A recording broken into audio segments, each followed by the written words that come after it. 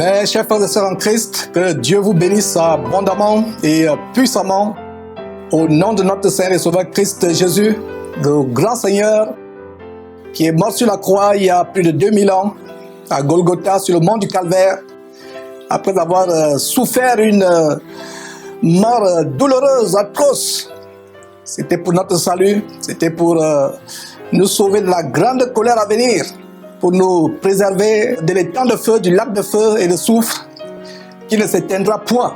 Mes frères et sœurs, c'est par ce grand Seigneur et Sauveur, très excellent, magnificent, glorieux, tout-puissant, que je vous souhaite la bienvenue en ce grand jour de l'an de grâce 2019. Nous sommes plus précisément le samedi 11 mai de l'an de grâce 2019, à ce grand jour, pour commencer ce grand thème que nous avons annoncé, l'étude de Actes, mes frères et sœurs. Quel bonheur de commencer l'étude de Actes. Après de longs mois que nous avons passés, environ 10 mois que nous avons passés sur le livre de Genèse, le livre de tous les commencements. C'est l'occasion aujourd'hui de commencer par le livre du commencement de l'Église. Parce que pour ceux qui ne le savent pas, le premier livre de l'Ancien Testament, de l'Ancienne Alliance, c'est Genèse. Et le tout premier livre de la Nouvelle Alliance, c'est le livre de Actes. Ce n'est pas Matthieu.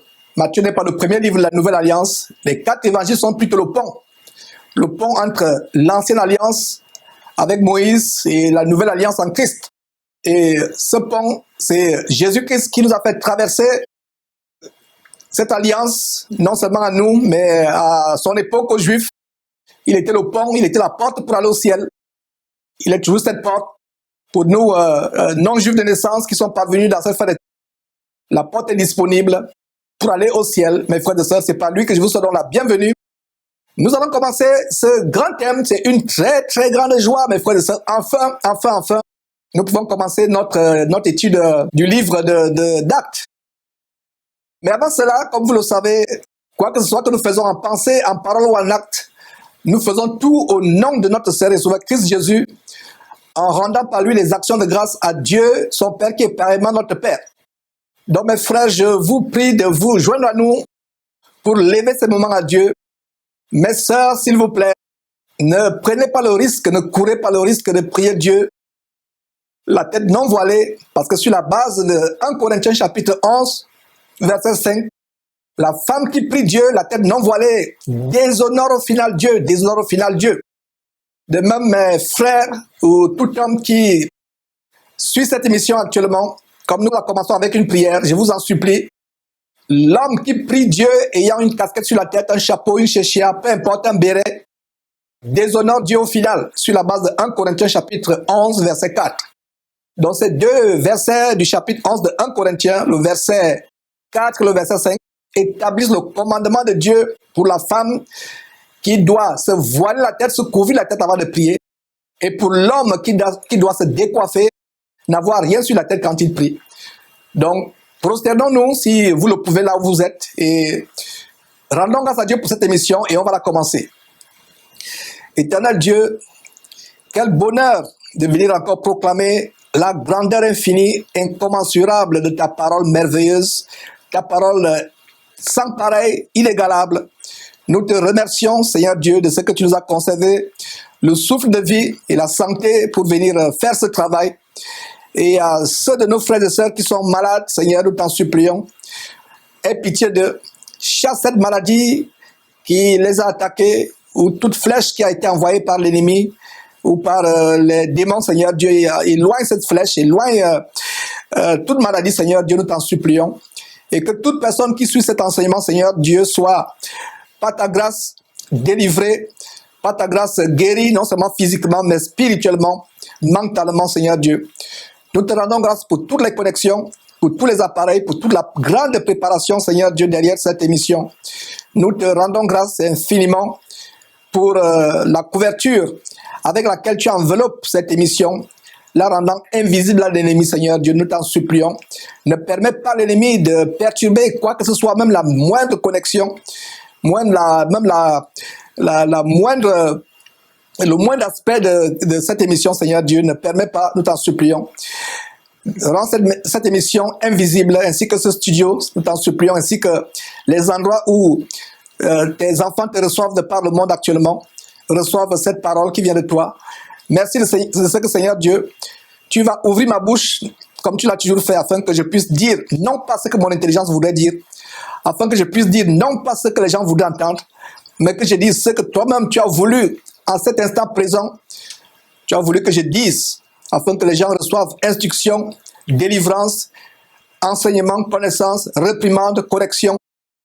Parce que tu as dit que toute écriture est inspirée de toi pour instruire, pour corriger, pour enseigner, pour instruire dans la justice, afin que tout homme ou toute femme soit parfait, complet et prêt pour le retour de notre Seigneur et Sauveur Christ Jésus.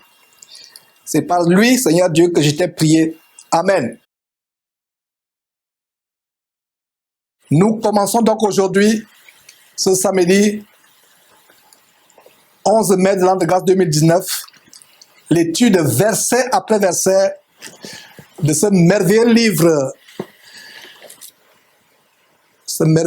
de Actes des Apôtres. Donc, comme son titre l'indique, mes frères et sœurs, c'est le livre qui donne le récit des actions posées par les premiers disciples de Christ, de comment ils ont marché puissamment avec Dieu, comment Dieu agissait puissamment dans leur vie, faisait des miracles, des choses très grandes, des prodiges, comment ils ont impacté le monde au premier siècle. Et plus intéressant encore, c'est l'établissement de l'Église, d'abord à Jérusalem, et ensuite dans plusieurs autres régions de la terre. De même que Genèse était le livre du commencement de la vie sur terre, le livre d'Actes est le livre du commencement de l'Église de Christ sur terre.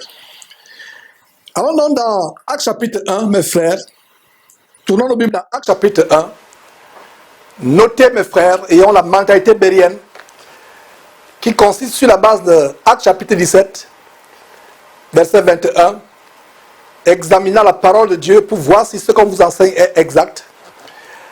Alors, le verset 1 nous dit ceci. Théophile, j'ai parlé dans mon premier livre, et en passant noter pour vous qui prenez les notes, je vous encourage à prendre les notes. Théophile signifie bien-aimé de Dieu. Donc chaque fois que vous lisez Théophile, ça vient de Théos, Philos, Théos, Philos, Philos qui signifie l'amour, Théos, Dieu. Donc Théophile signifie bien-aimé de Dieu. J'ai lu le verset 1. Théophile, j'ai parlé dans mon premier livre de tout ce que Jésus a commencé à faire et d'enseigner dès le commencement. J'ai parlé. Qui a parlé? Quelle est la réponse à cette question? Qui a parlé? La personne qui écrit en disant « j'ai parlé ». Le verset 1, qu'on vient de lire, nous donne l'indication de l'auteur de ce livre. Il s'agit de Luc. Luc qui avait comme profession médecin. Luc était un médecin. Luc était l'auteur de l'un des 4 évangiles du Nouveau Testament, l'évangile de Luc. Luc fut un fidèle compagnon de Paul, un compagnon d'œuvre, de service, de combat de l'apôtre Paul, faisant chemin ensemble avec lui, comme Colossiens chapitre 4, verset 14 nous le montre. Donc il y a quelques versets, 3 versets, qui nous montrent comment Luc, médecin, était le compagnon de route, le compagnon de mission, le compagnon d'œuvre, de combat de Paul. En Colossiens chapitre 4, verset 14, 2 Timothée chapitre 4, verset 11, et Philémon, chapitre 1, chapitre unique de Philémon, verset 24. Luc était très attaché à Paul, très fidèle à Paul, alors que beaucoup de disciples avaient abandonné Paul et étaient retournés à ce qu'ils avaient vomi. Ils étaient retournés à ce qu'ils avaient vomi, à l'amour du monde, à l'amour des choses terrestres. Ils étaient retournés au monde, aux choses mondaines. Luc resta fidèle. Ce n'est non pas par hasard que c'est à lui, Luc, que Dieu donne de grandes révélations sur comment l'Église s'est établie. Mes frères et sœurs, il y a d'ailleurs un détail qu'on peut lire en 1 Timothée chapitre 4, verset 10 à 11. Notez cela, restons dans Actes, notez pour qu'on gagne du temps. Il y a un grand détail qu'on peut noter sur la qualité de service, le caractère de fidélité, de dévouement de Luc vis-à-vis de Paul. Et qu'est-ce qu'on peut lire donc dans 1 Timothée chapitre 4, j'espère que vous avez noté cela. Le verset 10 dit ceci. Car Démas m'a abandonné par amour pour le siècle présent. Démas m'a abandonné par amour pour le siècle présent. Et il est parti pour Thessalonique. Crescens est allé en Galatie. Tite en Dalmatie. Suivez maintenant le verset 11. Luc seul, regardez, Luc seul, est avec moi. Prends Marc et amène-le avec toi, car il m'est utile au ministère. Donc, voyez comment beaucoup de personnes ont abandonné l'apôtre Paul. Il était arrivé à un moment de sa vie où tous ceux qui sont en Asie l'avaient abandonné. Et dans ce verset de 1 Timothée chapitre 4, plus précisément verset 11, on montre comment Luc seul était resté avec l'apôtre Paul. Voilà, mes frères et sœurs, Luc, l'auteur de ce livre. Ce n'est donc pas surprenant que c'est à un tel disciple dévoué que Dieu a donné la mission d'écrire un grand livre comme le livre des Actes, le premier livre de la Nouvelle Alliance, qui établit le fondement à suivre de l'Église primitive, le modèle de l'Église, qui doit être le même jusqu'à la fin des temps, qui ne doit pas changer. Et outre la fidélité à Dieu et à Jésus-Christ, outre la fidélité à Dieu et à Jésus-Christ, Paul et Luc avaient quelque chose en commun. Qu'est-ce qu'ils avaient en commun? Ils n'avaient pas vu quelque chose, ils n'avaient pas vu le ministère de Jésus physiquement avec leurs yeux. Ils n'avaient pas vu Jésus en la chair. Voilà ce qu'ils avaient en commun. Notez cela, mes frères et sœurs. Outre le fait qu'ils étaient tous fidèles à Dieu, fidèles à Jésus-Christ, ils avaient quelque chose en commun. Ils n'avaient pas été les témoins oculaires du ministère de Jésus-Christ sur terre. Ils n'avaient pas vu Jésus-Christ en la chair. Ils ne connaissaient pas Jésus-Christ physiquement. Ils ne le connaissaient pas selon la chair, ils ne l'avaient pas vu physiquement. Ils sont devenus des disciples longtemps après, ou du moins des années, bien de temps après la montée de Jésus au ciel. D'ailleurs, Luc précise cela dans l'introduction de son tout premier livre. Regardez au verset 1 qu'on a lu, il parle de son premier livre. Alors, dans ce premier livre qui est Luc chapitre, je ne sais pas si on peut tourner, mes frères et sœurs, à ce livre. Luc chapitre 1. On vous donne le temps d'aller à ce livre pour lire. On va revenir à Luc chapitre 1. Qu'est-ce qu'on voit? Verset 1 à 3. Plusieurs ayant entrepris de composer un récit des événements qui se sont accomplis parmi nous. Verset 2. En suivant ce que nous ont transmis, ceux qui ont été les témoins oculaires. Ceux qui ont été les témoins oculaires. Donc Luc dit ici que lui n'a pas été au témoin oculaire. Donc il se base sur les récits, les événements qui sont accomplis parmi les chrétiens. Suivant ce que nous ont transmis, ceux qui ont été les témoins oculaires dès le commencement et sont devenus des ministres de la parole. Verset 3. Il m'a aussi semblé bon, après avoir fait des recherches exactes sur toutes ces choses, depuis leur origine, de te les exposer par écrit d'une manière suivie. Excellent Théophile. Ouais. Voilà la preuve, mes frères et sœurs, que Luc est l'auteur de l'évangile de Luc et il est aussi l'auteur du livre des Actes. En passant, bien aimés frères et sœurs en Christ, avez-vous remarqué que le mot Théophile est celui qui est mentionné aussi en introduction au livre des Actes qu'on vient de lire, que je vous ai expliqué, qui signifie bien-aimé de Dieu.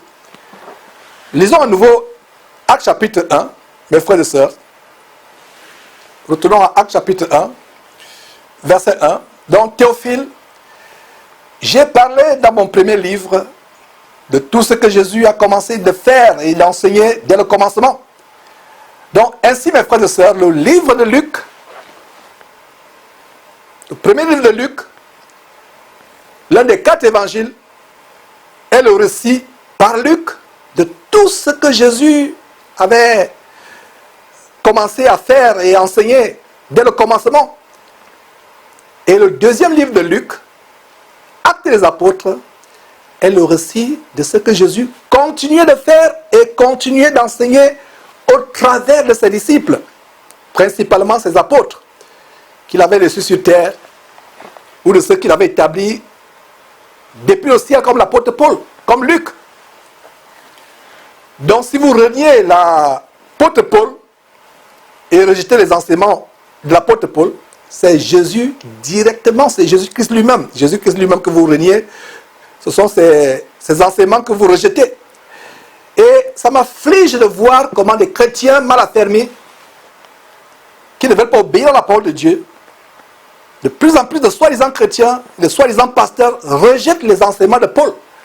Comme par exemple l'interdiction qui est faite à la femme de devenir pasteur ou d'enseigner la parole de Dieu, la Bible, ou l'obligation pour les hommes de se décoiffer avant de prier, ou les femmes de se voiler la tête avant de prier, ou l'interdiction des femmes de parler dans l'assemblée, les femmes doivent se taire dans l'assemblée des saints. Et quand nous enseignons ces choses, certains chrétiens charnels, mal affermis, qui ont du mal à obéir à la parole de Dieu, qui ont la démangeaison d'entendre les choses agréables, trouvent que non, ce sont les paroles de Paul, ce ne sont pas les paroles de Jésus. Quelle bêtise humaine dans le corps de Christ de dire que nous on ne croit pas à Paul, on ne croit pas à ces paroles, nous croyons en Jésus. Si vous rejetez les paroles de Paul, si vous rejetez l'enseignement de Paul, si vous rejetez le ministère de Paul, c'est Jésus-Christ lui-même que vous rejetez. Donc c'est un chrétien qui aime le péché, qui savoure les manifestations de la chair. Quand on leur dit de faire ceci ou cela, ils disent que Paul a dit, je ne suis pas disciple de Paul. Combien de personnes m'ont confronté? Il y a des femmes rebelles, remplies de l'esprit de Jézabel qui m'ont confronté, disent, Georges, nous croyons en Jésus-Christ, nous ne croyons pas en Paul. Si vous rejetez les paroles de Paul, l'enseignement de Paul, c'est au diable que vous croyez. Alors, suivons quelques versets, mes frères et sœurs. Ces versets que nous allons partager, en commençant par 1 Corinthiens chapitre 11, mes frères et sœurs. Ces versets nous montrent clairement que si vous reniez l'apôtre Paul, si vous rejetez l'apôtre Paul, c'est Jésus-Christ lui-même que vous rejetez, que vous reniez. Ce sont les enseignements de Jésus-Christ que vous rejetez. Alors, 1 Corinthiens chapitre 13, verset 11, on va voir quelques versets. 1 Corinthiens chapitre 11, verset 23, verset 23, excusez-moi. Notez ce verset. Dans 1 Corinthiens chapitre 11, verset 23, dit ceci. Car j'ai reçu du Seigneur ce que je vous enseignais. J'ai reçu du Seigneur ce que je vous enseignais. Voilà, il a reçu de qui? De lui-même? Non. De son intelligence? Non. Il a reçu de qui? Du Seigneur. Et voilà les bonnes bases que nous établissons, comme nous nous apprêtons à entrer dans l'étude approfondie, verset après verset, du premier livre du Nouveau Testament, Actes. Voilà les bases sur lesquelles nous allons approfondir, de telle manière que tout ce qui est fait, qui est dit dans le livre de Actes, sachez que ces hommes, comme l'apôtre Paul, étaient établis par Jésus-Christ. Et il dit quoi? Ce que j'ai reçu du Seigneur, ce que je vous ai enseigné. Alors dans Galates chapitre 1, verset 1. On va voir deux passages dans Galates chapitre 1, verset 1. Qu'est-ce que l'apôtre Paul dit? Regardez comment il introduit la lettre qu'il a écrite aux Galates. Regardez, verset 1. Luc chapitre 1, verset 1. Il dit quoi? Paul, pas Luc, excusez-moi. Galates chapitre 1, verset 1. Qu'est-ce que Paul dit? Vous avez sur votre écran, Galates chapitre 1, verset 1. Il dit quoi? Paul apôtre la part des hommes. C'est ce que vous lisez? Paul, apôtre selon le diplôme décerné dans le grand séminaire évangélico-franc-maçonnique d'Oklahoma, de Robert Horrell, le père de l'évangile diabolique de la prospérité. C'est ça? Paul selon l'évangile reçu du séminaire Notre-Dame de Lyon. C'est ça? Paul selon l'ordination des hommes, c'est ça? Non. Galates chapitre 1, verset 1, dit Paul, apôtre, non de la part des hommes, ni par un homme, mais par Jésus-Christ un, et Dieu le Père. Qui l'a ressuscité des morts? Qui a ressuscité qui? Des morts. Qui a ressuscité Jésus-Christ des morts en passant. Voilà, bon verset qui montre encore que Jésus n'est pas en même temps son propre Père, son propre Fils. Il n'est pas en même temps Dieu le Père et Dieu le Fils. Jésus est à part, Dieu est à part. Parce que nous voyons comment Paul dit, apôtre, non pas de la part des hommes, ni par un homme, mais par Jésus-Christ, un, et Dieu le Père, deux, qui l'a ressuscité des morts, ressuscité qui est mort, a ressuscité Jésus-Christ. Toujours dans Galates chapitre 1, plusieurs versets plus loin, versets 11 à 12, qu'est-ce que nous lisons? Nous voyons ceci. Je vous déclare, frères, que l'évangile qui a été annoncé par moi n'est pas de l'homme. N'est pas de l'homme. Verset 12. Car je ne l'ai ni reçu, ni appris d'un homme, mais par une révélation de Jésus-Christ. Par une révélation de Jésus-Christ. Mes frères et sœurs.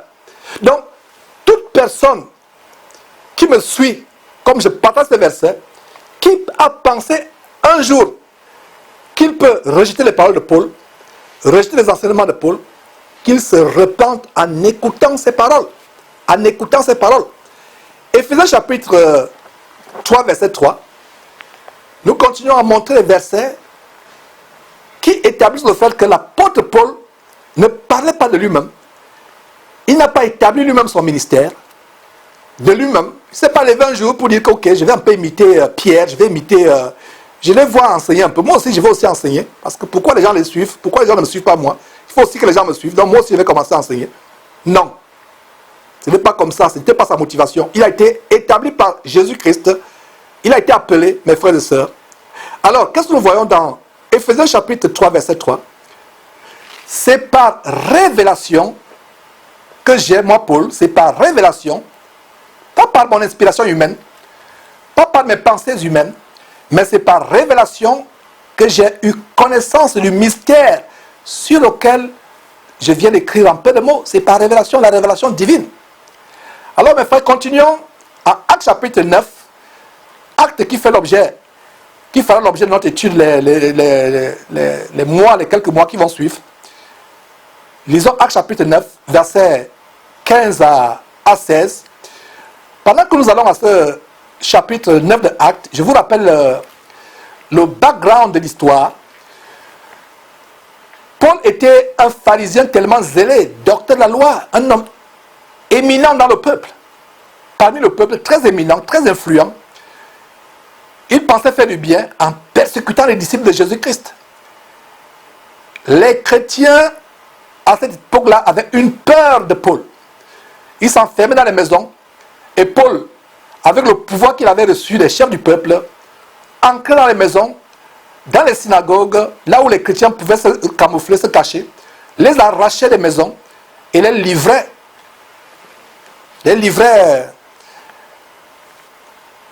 Aux chefs du peuple qui devaient les punir, les persécuter parce qu'ils avaient suivi Jésus-Christ. Alors, pendant qu'il persécutait Jésus-Christ, il était d'ailleurs sur la route de Damas. Il avait reçu des lettres pour aller persécuter, mettre sous les chaînes les chrétiens de Syrie. Pour ceux qui ne le savent pas, il allait à Damas. Damas est une ville de la Syrie, même jusqu'à aujourd'hui. Alors pendant qu'il y allait, il a été frappé par la lumière du Seigneur Jésus-Christ qui a resplendi sur son chemin. Il a été aveugle pendant 3 jours. Le Seigneur Jésus a envoyé Ananias, un chrétien affermi, très dévoué. Il a envoyé Ananias, mais Ananias avait peur. Ananias dit, mais Seigneur, comment vais-je aller vers cet homme qui persécute tes sœurs? Il a même cautionné la mort d'Étienne. Il a le sang d'Étienne sur ses mains. Comment vais-je aller vers cet homme? Donc lisons ce qui se passe dans Actes chapitre 9. Quelle est la réponse du Seigneur Jésus-Christ à Ananias? Mais le Seigneur, c'est-à-dire le Seigneur Jésus-Christ, lui dit à qui? À Ananias, va, car cet homme est un instrument que j'ai choisi pour porter mon nom devant les nations, devant les rois et devant les fils d'Israël. Verset 16, et je lui montrerai, moi Jésus-Christ, je lui montrerai tout ce qu'il doit souffrir pour mon nom à moi Jésus-Christ. Donc, ces femmes remplies de l'esprit de Jézabel, qui inondent Internet, YouTube avec des vidéos abominables, qui enseignent, qui me confrontent en disant, Georges, nous ne sommes pas disciples de Paul, nous sommes disciples de Jésus-Christ. Je viens de démontrer publiquement un grand mensonge, à savoir que toute personne qui rejette Paul a rejeté directement Jésus-Christ. Regardez, Jésus dit à Ananias, Ananias, vous avez du dédain pour Paul, vous méprisez Paul, vous pensez que c'est un barbare qui décime les chrétiens, qui massacre les chrétiens. C'est pas faux, mais aujourd'hui c'est un nouvel homme, c'est une nouvelle créature, je vais le changer, il va s'associer à vous. N'ayez plus peur de lui. Ne le méprisez plus, ne le craignez plus. Voilà ce que je vais faire de lui. C'est un instrument que je me suis choisi, que j'ai choisi, moi, Jésus-Christ. Mes frères et sœurs, puissent ces versets bibliques délivrer ceux qui rejettent les enseignements de Paul. Le diable n'aime pas Paul. Le diable vous trompe en disant que voilà, suivez Jésus, mais ne suivez pas Paul. Mais qu'est-ce que le diable est en train de faire? Le diable est en train de vous dire que si vous suivez Jésus et que vous rejetez Paul, c'est que vous ne suivez pas Jésus. Est-ce que vous avez compris? Donc si toi, chère dame, cher monsieur, tu me suis, qui a eu cette pensée de rejeter les enseignements de Paul pour suivre Jésus-Christ, repens-toi au nom de Jésus-Christ et comprends que si tu rejettes Paul, tu n'as pas Jésus-Christ. Paul a dit aux femmes de cette terre dans les assemblées, Paul a dit que la femme ne peut pas enseigner la Bible. Paul dit que les femmes doivent s'habiller de manière modeste. On le déteste, on dit non, Paul, tu n'es pas mon Seigneur, tu n'es pas mort pour moi. Il y a des vidéos sur Internet qui sont à ce sujet. Georges, toi avec ton Paul là, laisse-nous tranquille, Paul n'est pas mort pour nous. Il y a des gens qui l'ont dit, mes frères et sœurs. Avec amour, j'ai dit à ces gens de se repentir, parce que les versets que nous venons de lire montrent que l'apôtre Paul a été établi par le Seigneur Jésus-Christ lui-même. Regardez comment Jésus étant sur terre, avait un grand ministère.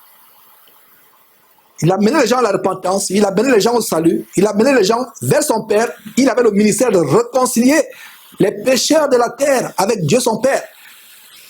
Ce ministère continue à travers les disciples de Jésus. Qu'est-ce que vous et moi nous sommes? Et au temps de Paul, ce ministère continuait. Ce ministère continuait. Donc mes frères, voilà ces versets qu'on a vus qui montrent comment l'apôtre Paul a été établi par Jésus-Christ lui-même. Cet apôtre que beaucoup de chrétiens n'aiment pas aujourd'hui. Et d'ailleurs, au temps de l'apôtre Paul, beaucoup ne l'aimaient pas, beaucoup l'avaient abandonné. Et en passant, j'ai donné 1 Timothée chapitre 4 à 10 pour montrer comment Démas avait abandonné Paul. C'est plutôt 2 Timothée chapitre 4, 2 pas 1 Timothée, mais 2 Timothée chapitre 4 verset 10 à 11 pour montrer comment Luc seul était resté avec Paul. Démas l'avait abandonné, beaucoup de gens l'avaient abandonné. Et cela nous montre comment, même aujourd'hui, ça ne date pas d'aujourd'hui, ces gens qui rejettent Paul, au temps de Paul, beaucoup de gens l'avaient rejeté. Quand vous vous élevez pour prêcher l'évangile de la repentance, l'évangile de renoncer au péché, de la haine du péché, le diable n'aime pas cet évangile. Certains chrétiens, entre guillemets, n'aiment pas cet évangile. Donc, revenons à ce que je disais. L'évangile de Luc est le récit de ce que Jésus qui avait commencé à faire et à enseigner dans son corps physique quand il était sur terre. Le livre Actes des Apôtres, toujours écrit par Luc, est le récit de ce que Jésus-Christ continuait de faire et d'enseigner. De faire et d'enseigner depuis le ciel au travers de son corps spirituel qui est l'Église, dont il est la tête. Notez les deux aspects de la pratique de Jésus-Christ. Notez très bien les deux aspects de la pratique de Jésus-Christ. Faire et enseigner. Regardez, il faisait et ensuite il enseignait. Jésus n'a pas commencé d'abord à enseigner et ensuite de faire. Bien au contraire, il a d'abord fait, se donnant comme un exemple, un modèle à suivre, et ensuite il a enseigné. Nous devons pratiquer, mes frères et sœurs, nous devons pratiquer ce que nous prêchons. Comme les gens disent, fais ce que je prêche, mais ne fais pas ce que je fais. Jésus était un modèle en parole et en action. Il était un modèle en prédication et en comportement, en manière d'agir et de réagir. Donc nous devons pratiquer ces deux aspects, faire et enseigner, pratiquer ce que nous prêchons. Jésus prêchait ce qu'il pratiquait, mes frères et sœurs. Jésus a commencé à prêcher à combien? Environ, âgé de combien d'années environ? On a vu cela, âgé d'environ 30 ans. Il n'avait pas prêché publiquement avant cet âge. Il se contentait de pratiquer la parole de Dieu, de la mettre en pratique dans le privé, dans le secret. Et c'est sur la base de cette fondation d'une vie d'obéissance à Dieu, d'obéissance à la parole de Dieu, une vie de soumission à Dieu et à sa parole. C'est sur la base de cette vie qu'il s'est engagé publiquement dans la prédication. Cela nous donne servir l'exemple. Nous ne devons pas nous empresser de prêcher. Aujourd'hui, tout le monde veut prêcher. On pense qu'il y a de la célébrité à prêcher l'évangile. On pense qu'on peut devenir vedette à prêcher l'évangile. Mais frères et sœurs, si vous saviez le fardeau qu'il y a de prêcher l'évangile, les attaques qu'on a venant du diable, quand on prêche surtout le vrai évangile, vous ne vous empresserez plus à prêcher. Même le Saint-Esprit nous recommande en disant ceci, qu'il n'y ait pas parmi vous un grand nombre de personnes qui se mettent à enseigner, car nous serons jugés plus sévèrement. Plus sévèrement. Et même dans le corps de Christ, Dieu ne recommande pas que quelqu'un qui s'occupe de perdre les brebis du Seigneur, de leur enseigner la parole de Dieu, soit nouveau converti. Il peut être enflé d'orgueil plus tard. Et la leçon que nous avons ici, c'est que Jésus a commencé à faire, regardez les deux mots. Quand Luc dit tout ce que le Seigneur Jésus-Christ a commencé à faire et à enseigner, il n'y a pas de hasard dans même le placement des mots. Le Saint-Esprit donne l'exactitude. Il nous montre comment Jésus-Christ a commencé à faire et à enseigner. L'enseignement vient après la pratique de la parole de Dieu. Nous devons nous-mêmes commencer à la pratiquer par une vie d'obéissance, de soumission à Dieu avant d'enseigner. Alors, relisons le verset 1. À nouveau, regardez, rien que le verset 1 nous montre des grandes vérités. Dans Actes chapitre 1, verset 1, Théophile, qui signifie bien-aimé de Dieu, j'ai parlé dans mon premier livre de tout ce que Jésus a commencé de faire et d'enseigner dès le commencement. Verset 2. Jusqu'au jour où il fut enlevé au ciel, après avoir donné ses ordres par le Saint-Esprit aux apôtres qu'il avait choisis. Il y a une grande révélation dans ce verset 2. Même Jésus-Christ étant sur terre, opérait par la puissance du Saint-Esprit. Il opérait, il faisait tout par la puissance du Saint-Esprit. Verset 3. Après qu'il eut souffert, il leur apparut vivant. Dans son corps ressuscité, il leur apparut vivant. Il avait un merveilleux corps, un corps qui ne pouvait plus être retenu par les obstacles physiques, par les éléments de la nature, un corps qui ne pouvait plus être affecté, atteint ou détruit par les éléments de la nature. Il ne pouvait plus être brûlé. Il ne pouvait pas éprouver la faim, la soif. Ce corps pouvait passer à travers les murs. Et c'est le même corps que nous aurons. Nous devons languir après ce corps, le merveilleux corps de Jésus-Christ. Dans son corps ressuscité, il est apparu vivant en leur donnant plusieurs preuves, en leur montrant à eux dans son corps ressuscité. Quand je vois la peine que les gens se donnent aujourd'hui à arranger leur corps, à soigner leur corps, ils se font des injections aux lèvres, ils se font des injections aux fesses, aux cuisses, au ventre, aux joues. Et cela est d'ailleurs même lamentable parce que plus tard, vous ne ressemblez plus à un être humain, vous ressemblez à un animal ou à un monstre. Mais les gens se donnent la peine, la liposuction, la chirurgie esthétique, ils s'injectent du botox, ils font tout. Ils se décapent la peau pour avoir un meilleur corps. Je ne me lasserai pas, je ne me lasserai jamais de vous dire, mes frères et sœurs, que nous devons languir vers le meilleur corps, le corps merveilleux. Les gens se décapent, ils s'épilent, ils se font n'importe quoi, ils se font des tatouages pour améliorer le corps. Pourquoi vous donnez-vous de la peine? Pourquoi vous donnez-vous tant de peine à soigner ce qui va disparaître? Pourquoi vous donnez-vous tant de peine à soigner la puanteur, à soigner la boue, à soigner la poussière, la terre? Tu es poussière et tu retournes à la poussière. Mes frères et sœurs, verset 3. Et avant de continuer verset 3, je précise que mes frères et sœurs, nous devons languir plutôt, désirer ardemment le corps ressuscité de Jésus-Christ, le corps glorieux, merveilleux de Jésus-Christ. Donc verset 3, après qu'il eut souffert, il leur a paru vivant. Il a paru à qui? Aux apôtres. Notez très bien que le verset 2 parle des apôtres qu'il avait choisis. 12 apôtres, moins Judas, donc il y avait 11 apôtres. Donc après qu'il eut souffert, il leur a paru. Leur est mis pour qui? Leur est mis pour ceux qui viennent directement au verset 2, pour les 11 apôtres. Donc il n'apparaissait pas à n'importe qui.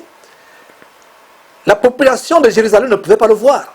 C'est ceux à qui il apparaissait. Lisez très bien la Bible. Établissez dans votre intelligence, établissez mentalement les relations de logique grammaticale dans votre tête.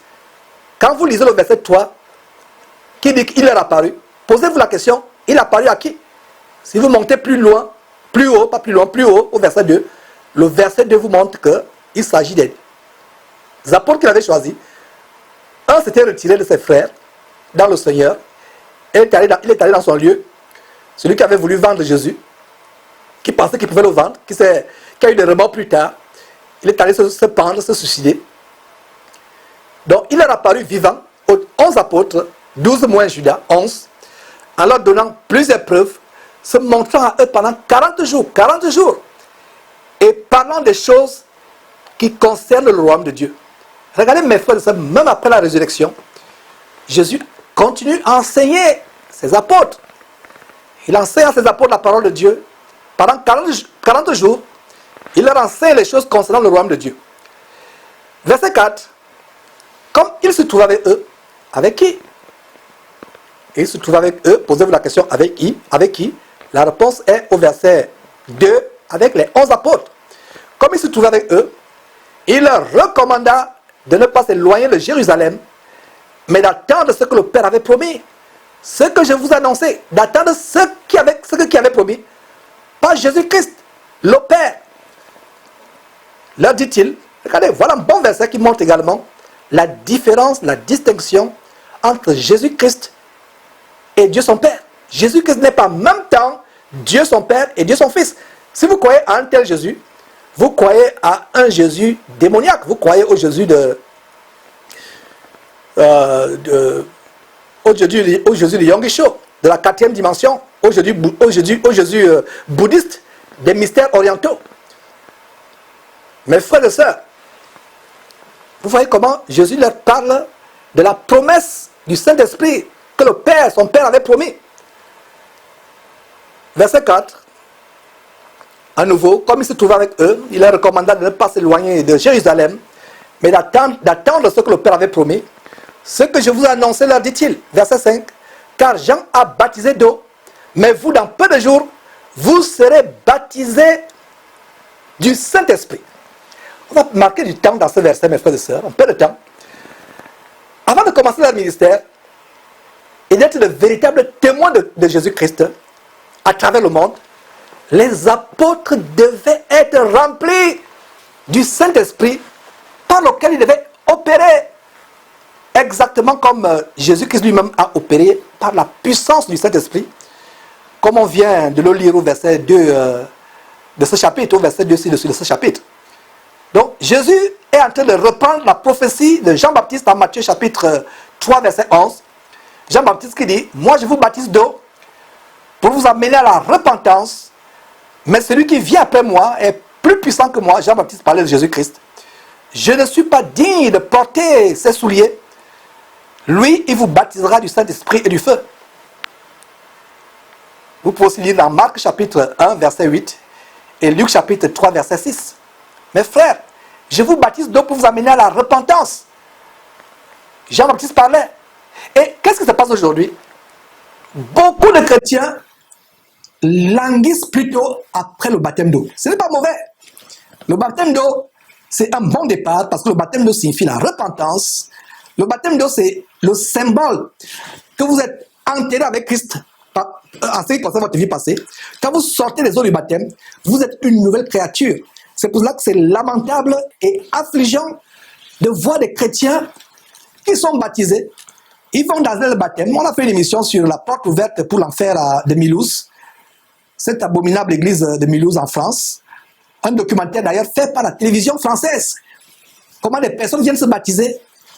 Les femmes viennent se baptiser avec des pantalons serrés qui montrent toute leur courbe, le ventre nu dehors. Et justement, juste pour l'instant, pour l'intermède, les quelques minutes du baptême, on leur fait enlever le pantalon abominable qui montre les courbes, on fait enlever le t-shirt qui montre le ventre, le nombril d'une femme. Même pour un homme, ce serait malséant de s'habiller ainsi. Donc on leur donne une robe blanche, juste pour le baptême, et quand le baptême finit, ils remettent leur pantalon, ils remettent leur t-shirt qui montre le ventre. Le baptême signifie que quand vous vous baptisez, quand vous sortez des eaux du baptême, vous devez choquer votre entourage. Vous devez choquer vos voisins, vos collègues de travail, vos camarades de classe. Les gens dans votre entourage doivent dire, mais qu'est-ce qui s'est passé? Voici à quoi je pense quand on parle de baptême d'un chrétien. Imaginez-vous que quelqu'un vient vous dire qu'il s'est baptisé, les mêmes mensonges, la même jalousie, la même haine, les mêmes convoitises, le même amour du monde, la même manière de s'habiller comme une prostituée.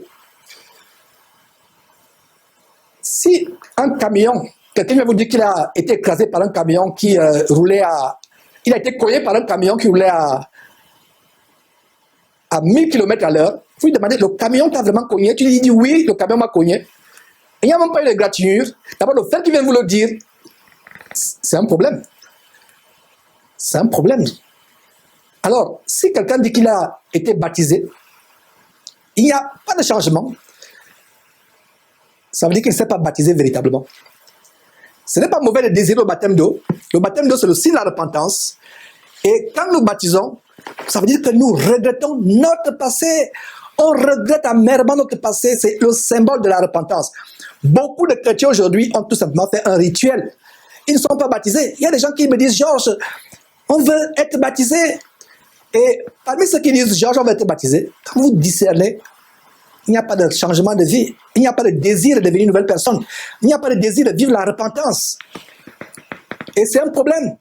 Et je l'exhorte, mes frères et sœurs, afin que nous sachions que la décision de se baptiser est tellement importante. Avant de se baptiser, nous devons prendre cette décision au sérieux. On ne se baptise pas 2 fois, 3 fois, sauf si vous avez été baptisé par une femme, parce qu'une femme ne peut pas baptiser qui que ce soit. Sauf si vous avez été baptisé par un faux pasteur, vous découvrez par la suite que c'est quelqu'un qui adore plutôt la Shekinah, ou les sirènes des eaux, ou les esprits impurs, ou il est allé chercher sa magie au Nigeria, ou dans la forêt d'Ankoli au Bénin, le vaudou. Si vous découvrez cela, vous devez vous repentir, demander pardon à Dieu pour votre ignorance, pour votre manque de discernement, et chercher à vous rebaptiser. Mais si quelqu'un se baptise véritablement en Christ, il n'aura plus à se rebaptiser une deuxième fois. Pour ceux qui sont baptisés comme les catholiques qui se baptisent en se mettant quelques gouttes d'eau sur le front, vous devez reprendre votre baptême. Parce que ce n'est pas un baptême cela. Le baptême est important. Ce n'est pas mauvais de désirer le baptême. Mais ce qui m'afflige, c'est que beaucoup de chrétiens avec qui je suis en contact recherchent seulement le baptême d'eau. Ils recherchent le baptême d'eau seulement. Excusez-moi. Ils recherchent le baptême d'eau et ils ne pensent même pas au baptême du Saint-Esprit. Regardez ce que le prophète, je vais dire le serviteur de Dieu, Jean dit, lui, contrairement à moi qui vous ai baptisé, moi Jean-Baptiste qui vous ai baptisé avec de l'eau, il vous baptisera du Saint-Esprit et du feu. Donc, le Saint-Esprit est plus important que le baptême d'eau. Recherchez le baptême du Saint-Esprit. Recherchez-le. Il y a une sœur qui dernièrement me disait, mes frères, vraiment, j'avais tellement cherché, demandé, prié Dieu que je me suis découragé. Je ne priais même plus. J'ai dit, oh ma sœur, tu as fait une terrible erreur. Continuez à demander le Saint-Esprit et les manifestations du Saint-Esprit, telles que le parole en langue, la prophétie, tous les dons du Saint-Esprit. Continue à les demander jusqu'à ce que tu les reçoives. S'il y a quelque chose qui doit préoccuper les prières d'un chrétien, matin, midi, soir, c'est qu'il soit rempli du Saint-Esprit. Regardez comment, de manière solennelle, Jésus dit à ses disciples d'aller attendre ce que Dieu a promis. D'aller attendre. Parce que c'était tellement important. Il devait attendre de manière solennelle ce que Dieu avait promis. C'est une parenthèse que je voulais ouvrir. C'est bien de languir après le baptême d'eau. C'est bien de désirer ardemment le baptême d'eau. Mais ne désirez pas le baptême d'eau sans passer par la repentance. Premier point. Deuxième point, s'il vous plaît. S'il vous plaît, deuxième point. Désirez ardemment le Saint-Esprit. Le baptême d'eau n'est que le symbole de votre vie de repentance, alors que le baptême dans le Saint-Esprit, c'est la puissance par laquelle vous allez faire votre ministère si vous êtes un homme, ou vous allez agir dans votre foyer, dans votre vie de tous les jours si vous êtes une femme. Laissez-moi vous comparer l'homme qui est baptisé d'eau mais qui n'a pas le Saint-Esprit. Le baptême d'eau, c'est comme une batterie qui a été fabriquée. Parce que quand il y a baptême d'eau, sans baptême d'eau, il n'y a pas de batterie. Donc le baptême d'eau est comme la carapace de la batterie. Et le baptême du Saint-Esprit est comme la puissance qu'on met dans cette batterie par les éléments qui font cette puissance et décrits dans la batterie. Donc, beaucoup de chrétiens baptisés sans le Saint-Esprit, baptisés d'eau tout simplement, mais qui n'ont pas le Saint-Esprit, sont comme une batterie vide, qui n'a rien, qui n'a pas de puissance énergétique, de puissance électrique à l'intérieur. À quoi vous sert d'avoir une batterie si vous n'avez pas de puissance? Vous êtes baptisé d'eau, c'est bien, la batterie est là, mais la batterie n'est pas chargée. La batterie n'a pas les éléments de l'énergie. La batterie n'a pas le potentiel électrique à l'intérieur. Est-ce une batterie qui peut fonctionner? Pouvez-vous aller loin avec cette batterie? Peut-elle même faire démarrer la voiture? Voilà comment beaucoup de chrétiens n'arrivent pas à démarrer dans leur vie chrétienne. Parce que bien qu'étant baptisés d'eau, ayant une batterie, mais cette batterie n'a rien à l'intérieur. Alors, après le baptême d'eau, mes frères et sœurs, rendez grâce d'abord à Dieu de ce qu'il vous a permis d'être baptisé d'eau, d'avoir cette batterie. Mais une batterie sans énergie, sans électricité à l'intérieur, ne sert à rien. Il n'y a pas de lumière dans votre vie. Il n'y a pas de mouvement d'action, d'engagement dans votre vie. Votre marche en Christ ne bouge même pas. Vous faites le surplace pendant des années. Bien qu'il y ait cette batterie, qui est le baptême, mais c'est une carapace que vous avez tout simplement. Recherchez ce qui est plus grand. Recherchez la puissance du Saint-Esprit, la puissance d'en haut. Les disciples de Jésus qui étaient baptisés, Jésus lui-même fut baptisé. Regardez ce qui se passe avec Jésus-Christ. Quand il est baptisé par Jean dans le Jourdain, qu'est-ce qui se passe? Automatiquement, le Saint-Esprit descend sur lui. Regardez en Actes chapitre 1, ce chapitre qui fait l'objet de notre étude aujourd'hui, au verset 2, comment Luc nous montre comment Jésus opérait par la puissance du Saint-Esprit. Imaginez-vous ce qu'aurait été la vie de Jésus sans cette puissance du Saint-Esprit en lui. La vie de beaucoup de chrétiens, la marche en Christ de beaucoup de chrétiens, est sans fruit, est stérile, sans puissance, parce qu'il n'y a pas le Saint-Esprit. J'espère que ces paroles que je donne, des paroles d'encouragement, vont vous booster, vont vous galvaniser, vont vous motiver à rechercher le baptême du Saint-Esprit. Le baptême du Saint-Esprit. Mes frères et sœurs, le baptême d'eau n'est pas mauvais, mais le baptême du Saint-Esprit est meilleur encore. Le baptême d'eau fait de vous quelqu'un qui a une carapace, une batterie qui n'est pas chargée. Le baptême du Saint-Esprit fait de vous quelqu'un qui a la batterie, mais cette batterie est chargée. Il peut s'éclairer dans l'obscurité et avoir le discernement qu'il y a un serpent qui marche là parce qu'il y a l'éclairage du fait de cette batterie. Beaucoup de chrétiens nés de nouveau ne peuvent pas discerner les faux pasteurs, ne peuvent pas discerner les doctrines des démons, parce que dans leur vie, il n'y a pas cet esprit de Dieu, cette puissance là-haut, qui nous permet d'opérer des manifestations telles que parler en langue, telles que discerner les faux pasteurs, discerner les démons. Il y a les gens qui disent que Georges, tu vois le diable partout. Je rends grâce à Dieu de ce que je vois le diable partout. Parce que par la grâce de Dieu, j'ai le Saint-Esprit qui me fait avoir les yeux ouverts. Vous avez une batterie, c'est bien. Vous êtes né de nouveau, c'est bien. Mais sans la puissance du Saint-Esprit, cette batterie ne peut pas vous donner l'éclairage dans votre vie. Cette batterie ne peut pas vous donner la puissance pour courir, pour aller vite, pour faire des choses, pour vous protéger contre l'ennemi, pour combattre contre l'ennemi. Il faut cette puissance. J'espère que cette parole va vous galvaniser, va vous encourager à rechercher ardemment la puissance du Saint-Esprit. Alors, mes frères et sœurs, verset 5, car Jean a baptisé d'eau, mais vous, dans peu de jours, vous serez baptisés du Saint-Esprit. Donc, ces gens devaient d'abord être baptisés du Saint-Esprit avant de commencer leur ministère. Mon frère, tu ne peux pas commencer ton ministère sans être baptisé du Saint-Esprit, sans avoir l'assurance que tu as le Saint-Esprit. Donc, Jésus leur recommande, comme nous voyons ici, de ne pas s'éloigner de Jérusalem, mais d'attendre ce que le Père avait promis. Ils devaient attendre. Est-ce qu'il n'y avait pas un grand besoin spirituel à Jérusalem à l'époque? Il y avait un grand besoin. Est-ce qu'il n'y avait pas des âmes qui mouraient chaque jour? Parce qu'il n'y avait personne pour leur prêcher la repentance par Jésus-Christ. Bien sûr, mais malgré cela, Jésus leur dit d'attendre.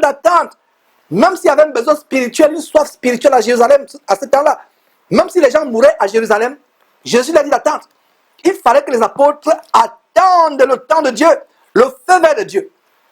Cela me rappelle une conversation, je crois par WhatsApp, que j'ai eue avec une sœur en Christ de l'Afrique de l'Ouest, qui me disait, frère Georges, je sais qu'une femme ne peut pas enseigner, je sais que la femme ne doit pas enseigner, mais je dois évangéliser, je suis obligé d'évangéliser, car il y a des gens dans mon village, dans ma région, dans les villages avoisinants, qui ont soif de l'évangile, mais il n'y a personne, il n'y a aucun homme pour évangéliser, alors je dois évangéliser.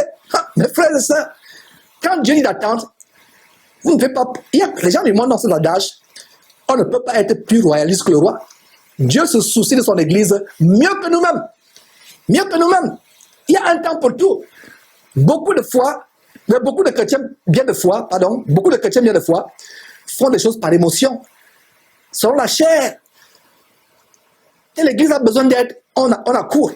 Attendons le feu vert de Dieu. Quand les gens ont besoin d'évangélisation, on pense, selon son intelligence, on accourt, sans avoir le feu vert de Dieu.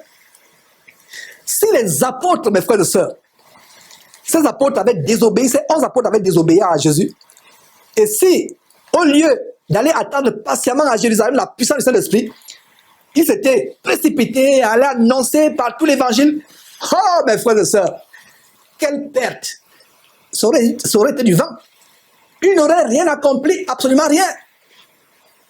Absolument rien. Et pire encore, bien pire encore, ils auraient raté l'infinie grandeur de la puissance de Dieu qui devait survenir sur eux le jour de la Pentecôte. Comme on va voir la semaine prochaine, plaise à Dieu, au chapitre 2. Ça aurait été une terrible bêtise s'ils n'avaient pas attendu. Et c'est la même bêtise que commettent beaucoup de chrétiens soi-disant et prédicateurs soi-disant de nos jours. Ils se précipitent à aller évangéliser, à l'enseigner, sans attendre le feu vert de Dieu. Dieu ne les a pas envoyés, mais ils veulent faire parce qu'ils veulent faire comme les autres, copier les autres. Ils se précipitent à l'enseigner, à aller évangéliser. Ils se précipitent à aller servir le Seigneur, sans même être remplis de la puissance du Saint-Esprit. Est-ce que vous comprenez l'enseignement qui se dégage dans ce chapitre 1 du fait que Jésus leur a dit, attendez d'abord. Attendez. Vous allez me dire, mais Georges, quand Jésus les a envoyés en Luc chapitre 10, 2 à 2 pour évangéliser, il n'avait pas encore reçu le Saint-Esprit. Je vais vous dire ceci, en réponse, si vous posez cette question, Jésus était encore là physiquement sur terre. C'est pour ça qu'il a dit, quand je ne serai plus avec vous, quand je serai parti vers mon Père, je vous enverrai le consolateur. Le consolateur remplace ou bien supplémente l'absence de Jésus-Christ présent physiquement sur terre. Voilà la réponse que je donne aux gens qui vont dire, mais Jésus pourtant les avait envoyés. Si vous lisez Luc chapitre 10, il les avait envoyés 2 par 2. Mais Jésus était sur terre. Jésus n'étant plus sur terre, il a dit, n'allez pas, je ne suis plus avec vous, je m'en vais vers mon Père. Ne vous empressez pas. Ne prenez pas le risque d'aller évangéliser sans m'attendre. Sans attendre la promesse. de Dieu qui viendra dans quelques jours. Allez attendre. Il n'a même pas dit le jour exact. Il n'aura pas dit le jour exact. Il a seulement dit dans peu de jours. Il n'a pas dit allez tel jour, dimanche à 10h. Il devait tester leur obéissance. Regardez, si Jésus leur avait dit allez le samedi, tel jour à 17h, réunissez-vous dans une chambre haute chez l'un des frères. Certains chrétiens se seront amusés, blaguer avec leur marche en Christ, et c'est le jour-là qu'ils vont aller être pieux, etc., pour recevoir la puissance du Saint-Esprit. Il ne leur a pas donné le jour, pourquoi? L'heure exacte, pourquoi? Parce qu'ils voulaient tester leur obéissance, leur piété, comme ils attendaient. C'est pour ça que si Dieu avait donné le jour exact du retour de Jésus-Christ, beaucoup de chrétiens devaient vivre dans la frivolité, la prostitution, le sexe avant le mariage, le mensonge, le vol, la corruption, la haine, tout cela. Et c'est le jour-là, maintenant, la veille, qu'ils vont dire, chercher quelqu'un pour les baptiser. Heureusement qu'on ne se moque pas de Dieu. Dieu n'agit pas comme cela. Beaucoup de chrétiens aujourd'hui, s'ils savaient le jour exact du retour de Jésus-Christ, feraient leur vie comme bon leur semble. D'ailleurs, vous ne savez pas quand est-ce que la mort va vous frapper. Jésus ici teste l'obéissance de ses apôtres. Il ne leur donne pas le jour exact. Il ne leur donne pas l'heure exacte. Il a dit seulement, allez attendre. Et les apôtres vont, ils attendent. Voilà. Ils attendent. Ça aurait été une grande bêtise s'ils n'avaient pas attendu. Jésus leur a dit, il a dit à ses apôtres, attendez, attendez, attendez. Vous ne quitterez pas Jérusalem avant d'avoir reçu ce que le Père a promis. En passant pas ce que Jésus lui-même a promis, mais ce que son Père a promis. Voilà, en passant, comme je l'ai dit, je ne me fatiguerai pas de vous dire que voilà encore un bon verset qui montre la distinction entre Jésus-Christ et Dieu son Père. Donc Jésus n'est pas en même temps son propre Père et son propre Fils. Verset 6. Alors les apôtres lui demandèrent, Seigneur, est-ce en ce temps-là que tu rétabliras le royaume d'Israël? Est-ce en ce temps-là? Ils posent la question. Ils avaient posé la même question sous une autre forme en Matthieu chapitre 24, verset 36. Quand est-ce qu'il y aura la fin du monde? Ils posent la même question. Même s'ils avaient passé plusieurs années à écouter les enseignements de Jésus-Christ concernant le royaume céleste de Dieu, leurs intelligences étaient focalisées sur les choses de la terre. Ils disent, est-ce à ce temps-là que tu rétabliras le royaume d'Israël? Quel temps? De quel temps? Il s'agit ici. N'oubliez pas que Jésus leur a dit, dans peu de jours, vous recevez le Saint-Esprit. Donc ils se disent, ils demandent à Jésus, est-ce que c'est dans quelques jours alors que, Seigneur Jésus, tu vas rétablir le royaume d'Israël? Est-ce que vous comprenez? Parce que bien des fois, des chrétiens ont lu le verset 6 et n'ont pas compris ce que signifie en ce temps. Quel temps? Je vous ai dit, quand vous lisez la Bible, posez-vous souvent des questions de logique grammaticale. Les apôtres réunis lui demandaient, Seigneur, est-ce en ce temps-là que tu rétabliras le royaume du Seigneur? Enfin, le royaume d'Israël. Pas le royaume du Seigneur, le royaume de Dieu, le royaume d'Israël. Vous posez la question, quel temps? C'est que Jésus leur a dit dans peu de jours. Donc ils pensaient que dans quelques jours, ils devaient non seulement recevoir et la puissance du Saint-Esprit, et ça devait être le rétablissement du royaume d'Israël sur terre. Même s'ils avaient passé plusieurs années à écouter les enseignements de Jésus-Christ concernant le royaume céleste de Dieu, leur intelligence, leur pensée étaient focalisées sur les choses terrestres. Ils demandent si c'est dans peu de jours, au moment de la réception du Saint-Esprit, que le royaume de Dieu devait être, le royaume d'Israël devait être aussi établi. N'oubliez pas que, mes frères et sœurs, Israël était sous colonie romaine. Et ils se demandaient, est-ce dans quelques jours, quand nous allons recevoir le Saint-Esprit, que Israël va être libéré de la colonie, de la colonisation romaine? Ils pensaient toujours à un royaume terrestre. Ils avaient oublié tous les enseignements que Jésus leur donnait. Ils avaient oublié comment Jésus leur recommande en Matthieu chapitre 6, verset 19 par exemple. Ne vous amassez pas les trésors sur la terre, ne pensez pas aux choses de la terre. C'est malheureusement ce que font de nos jours les adeptes diaboliques de l'évangile de la prospérité, du Kingdom Now, qui vient des États-Unis avec les gens comme Oral Robert, Kenneth Copeland, Kenneth Hagin, et que les Masolo Tunasi, Mamadou Karambiri, Ivan Castano et autres sont en train de reprendre, de véhiculer l'évangile diabolique. Ils ne pensent qu'aux choses de la terre. Les apôtres voyaient charnellement Israël devenant une grande nation et remplaçant Rome comme étant la plus grande nation de la terre. Ils le voyaient de manière charnelle. Ils voyaient Jésus-Christ devenant le roi de cette nation et chacun des 11 apôtres étant à la tête d'un cabinet ministériel. Voilà ce qu'ils voyaient. Mes frères et sœurs, quand ils posent la question, est-ce à ce temps-là que tu rétabliras le royaume d'Israël? Ils ne se soucient pas du royaume de Dieu. Ils se soucient du rétablissement du royaume d'Israël sur terre. Ils pensaient que chacun devait être à la tête d'un cabinet ministériel.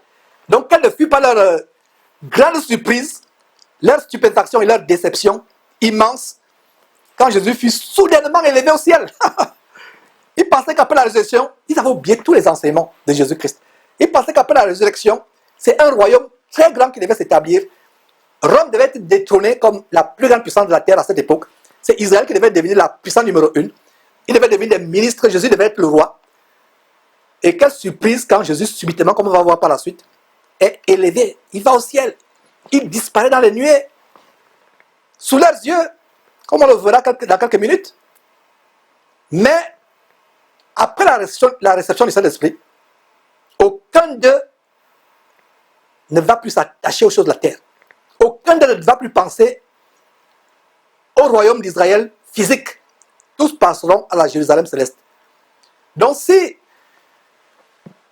ces adeptes de l'évangile diabolique de la prospérité, du kingdom now, du royaume maintenant, avaient vraiment le Saint-Esprit, le Saint-Esprit devait leur enseigner que le royaume, le gouvernement, que ces faux apôtres que nous dénonçons veulent établir, ils se disent qu'ils sont des rois. La plupart des églises se transforment en des camps, en des casernes militaires. De plus en plus, vous voyez les pasteurs qui ont des cannes comme des rois. Des cannes comme des rois, des cannes magiques comme des rois. Ils ont des couronnes sur la tête comme des rois. Ils ont des chaises, des trônes royaux. Regardez dans ces églises que nous dénonçons. Ils ont le trône. Vous pensez que c'est par hasard? Ils ont mangé à un évangile diabolique. Le diable les a séduits avec un évangile de mort. L'évangile qui leur montre qu'ils peuvent être des rois sur terre. Ils ont des gardes-corps. Regardez de plus en plus ces pasteurs qui ont des gardes-corps, qui ont des limousines, qui ont des motards, des cortèges présidentiels avec sirènes. Des motards avec sirènes. Des gardes-corps, des chevaux. Ou même le tapis rouge. Il y a des limousines avec plaque d'immatriculation et en leur nom. Ils n'ont pas le Saint-Esprit. La Bible parle de ces hommes sensuels n'ayant pas le Saint-Esprit. Les disciples de Jésus-Christ, avant la réception du Saint-Esprit, pensaient charnellement.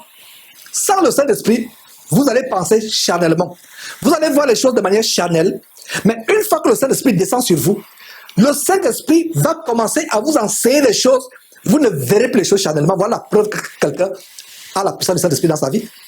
Mais ces pasteurs qui se font conduire, ils se font porter.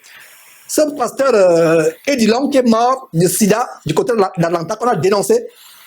Et il est mort de sida après avoir abusé des petits garçons dans le bureau de son abomination à Atlanta qu'il appelle Église.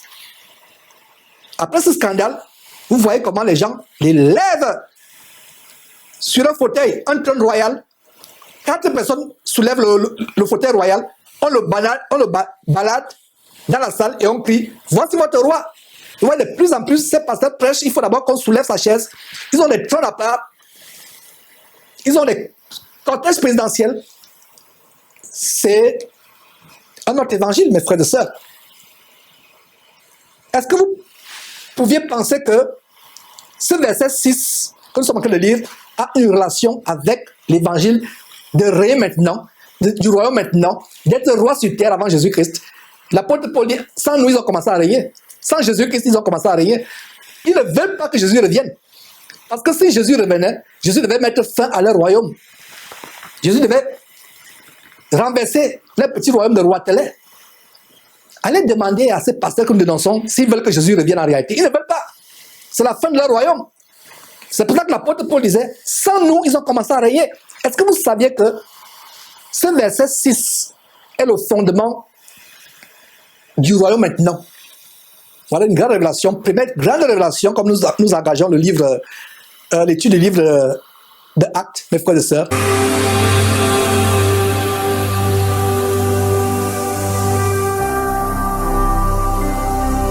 Jésus-Christ TV, vous connaîtrez la vérité et la vérité vous affranchira. Mes frères et sœurs, regardez le verset 6. Exactement ce qui se passe aujourd'hui. Les apôtres n'étaient pas encore remplis du Saint-Esprit. Ils se focalisent sur le royaume terrestre d'Israël, sur la royauté d'Israël. Ils avaient carrément oublié ce que Jésus leur a enseigné. Il n'y a rien de nouveau sous le soleil. Près de 2000 ans après, les chrétiens, soi-disant aujourd'hui, pseudo-chrétiens, se focalisent sur le royaume terrestre. C'est pour cela que ces pasteurs ont les gardes corps avec des fusils comme les présidents. Ils sont sur tapis rouge, ils se font porter, ils ont des trônes spéciaux sur lesquels personne d'autre ne peut s'asseoir. Quand vous voyez dans leur synagogue de Satan, qu'ils appellent l'église, il y a des places en plastique, en bois ou en fer. Eux, ils ont le trône bien décoré. Il y a d'autres qui mettent des cordons en or ou en fil cramoisi comme à Hollywood. Ils entourent le podium, l'autel avec des cordons en fil cramoisi ou en pourpre pour que les autres... Il faut la séparation. Alors que nous sommes tous frères. Ils veulent être comme des rois.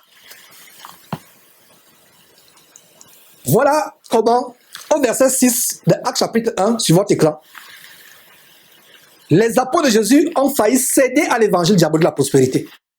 Vous pensez que c'est par hasard? Verset 6, il demande à Jésus, est-ce dans quelques jours, quand le Saint-Esprit descendra sur nous, que tu vas aussi rétablir le royaume, pas de Dieu, mais le royaume d'Israël.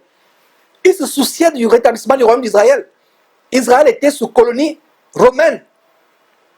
Ils avaient marre d'être sous la domination de César et de ses gouverneurs. Pilate et autres, Hérode, n'était qu'un sbire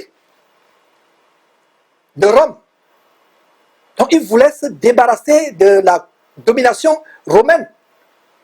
Alors ils pensent que le royaume devait être physique. Mon frère, ma soeur, si tu as été séduit par l'évangile de Karambiri, Castanou, Masolo, Tunasi, Alph Lukao, Guy Vincent Kodia qui se fait porter comme des rois, qui ont des limousines, qui ont des gardes-corps. Si vous avez été séduit par cet évangile, voilà comment les apôtres ont failli être séduits par cet évangile. Mais après le jour de la Pentecôte, ils vont être changés parce qu'ils ont reçu la puissance du Saint-Esprit qui va ouvrir leurs yeux, qui va leur montrer comment ils s'égaraient dans ils allaient s'égarer dans une voie diabolique. Ouais. Ils voyaient charnellement Israël devenant une grande nation, détrônant Rome. Mais après la réception du Saint-Esprit, personne d'eux ne pensait plus aux choses de la terre. Quelle leçon à tirer à ce niveau, mes frères et sœurs? Quelle leçon à tirer? Cela nous montre que nous pouvons abondamment lire la Bible, nous pouvons abondamment écouter les enseignements bibliques, mais si on n'est pas guidé par le Saint-Esprit, notre intelligence continuera à être focalisée sur les choses de la terre, sur les choses charnelles, terrestres. Nos pensées interpréteront toujours tout ce que Jésus a enseigné de manière mondaine, en relation aux choses de la terre, en relation avec les avantages matériels terrestres. Beaucoup de chrétiens aujourd'hui, quand ils vont à Christ, c'est pour être prospères. L'évangile de la prospérité. Parce qu'ils n'ont pas le Saint-Esprit en eux. Quand le Saint-Esprit entre dans le corps de quelqu'un, dans la vie de quelqu'un, il t'ouvre les yeux, tu ne verras plus le Seigneur Jésus-Christ comme un moyen d'être riche, comme un moyen d'être ministre des finances dans ton pays, comme un moyen d'avoir des grands business, des grandes affaires pour être un grand homme d'affaires. Quand le Saint-Esprit entre dans ta vie, tu ne vas plus continuer à interpréter la parole de Dieu, les enseignements de Jésus de manière charnelle, mondaine, terrestre. Est-ce que vous voyez pourquoi l'évangile inspiré par le Saint-Esprit n'est pas répandu aujourd'hui? Est-ce que vous voyez pourquoi l'évangile diabolique de la prospérité est répandu? Parce que les gens vont à Christ de manière charnelle. Christ est venu faire de nous les rois. Bien-aimé, je sens que tu prospères à tous égards. 3 Jean 2. Mais ils oublient la dernière partie de ce verset. Comme prospère l'état ton âme. Notre prospérité est en fonction de comment notre âme prospère, remplie par la parole de Dieu.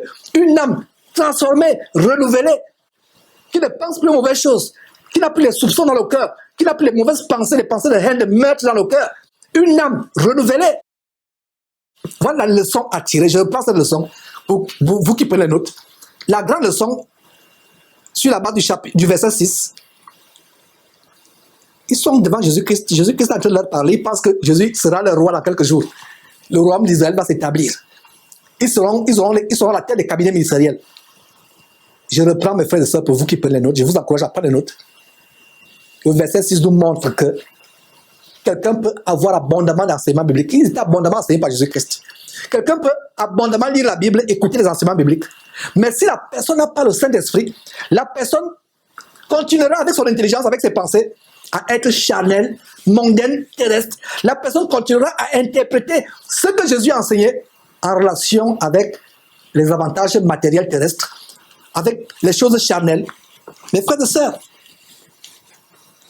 mais regardez comment Jésus corrige cela, corrige l'interprétation charnelle, terrestre d'une promesse de Dieu, que ces apôtres ont d'une promesse de Dieu. Regardez comment Jésus corrige l'interprétation charnelle que ces apôtres ont d'une promesse de Dieu avec le verset 7 suivant. Verset 7. Il, Jésus, leur répondit, « Ce n'est pas à vous de connaître les temps ou les moments que le Père a fixés de sa propre autorité. Ce n'est pas à vous de connaître les temps ou les moments que le Père a fixés de sa propre autorité. » Voici un autre bon verset qui montre que Jésus n'est pas même temps son propre Père et son propre Fils. Il est Fils de Dieu, soumis à Dieu, séparé de Dieu. Donc Jésus n'est pas même temps son propre Père et son propre Fils. Donc, mettons ce verset 7 de Actes chapitre 1, côte à côte avec Matthieu chapitre 24, verset 36. La même question, avant la mort sur la croix, avant la résurrection, ils ont posé la question, à quel moment il y aura la fin du monde? Qu'est-ce que Jésus leur répond à Matthieu chapitre 24, verset 36?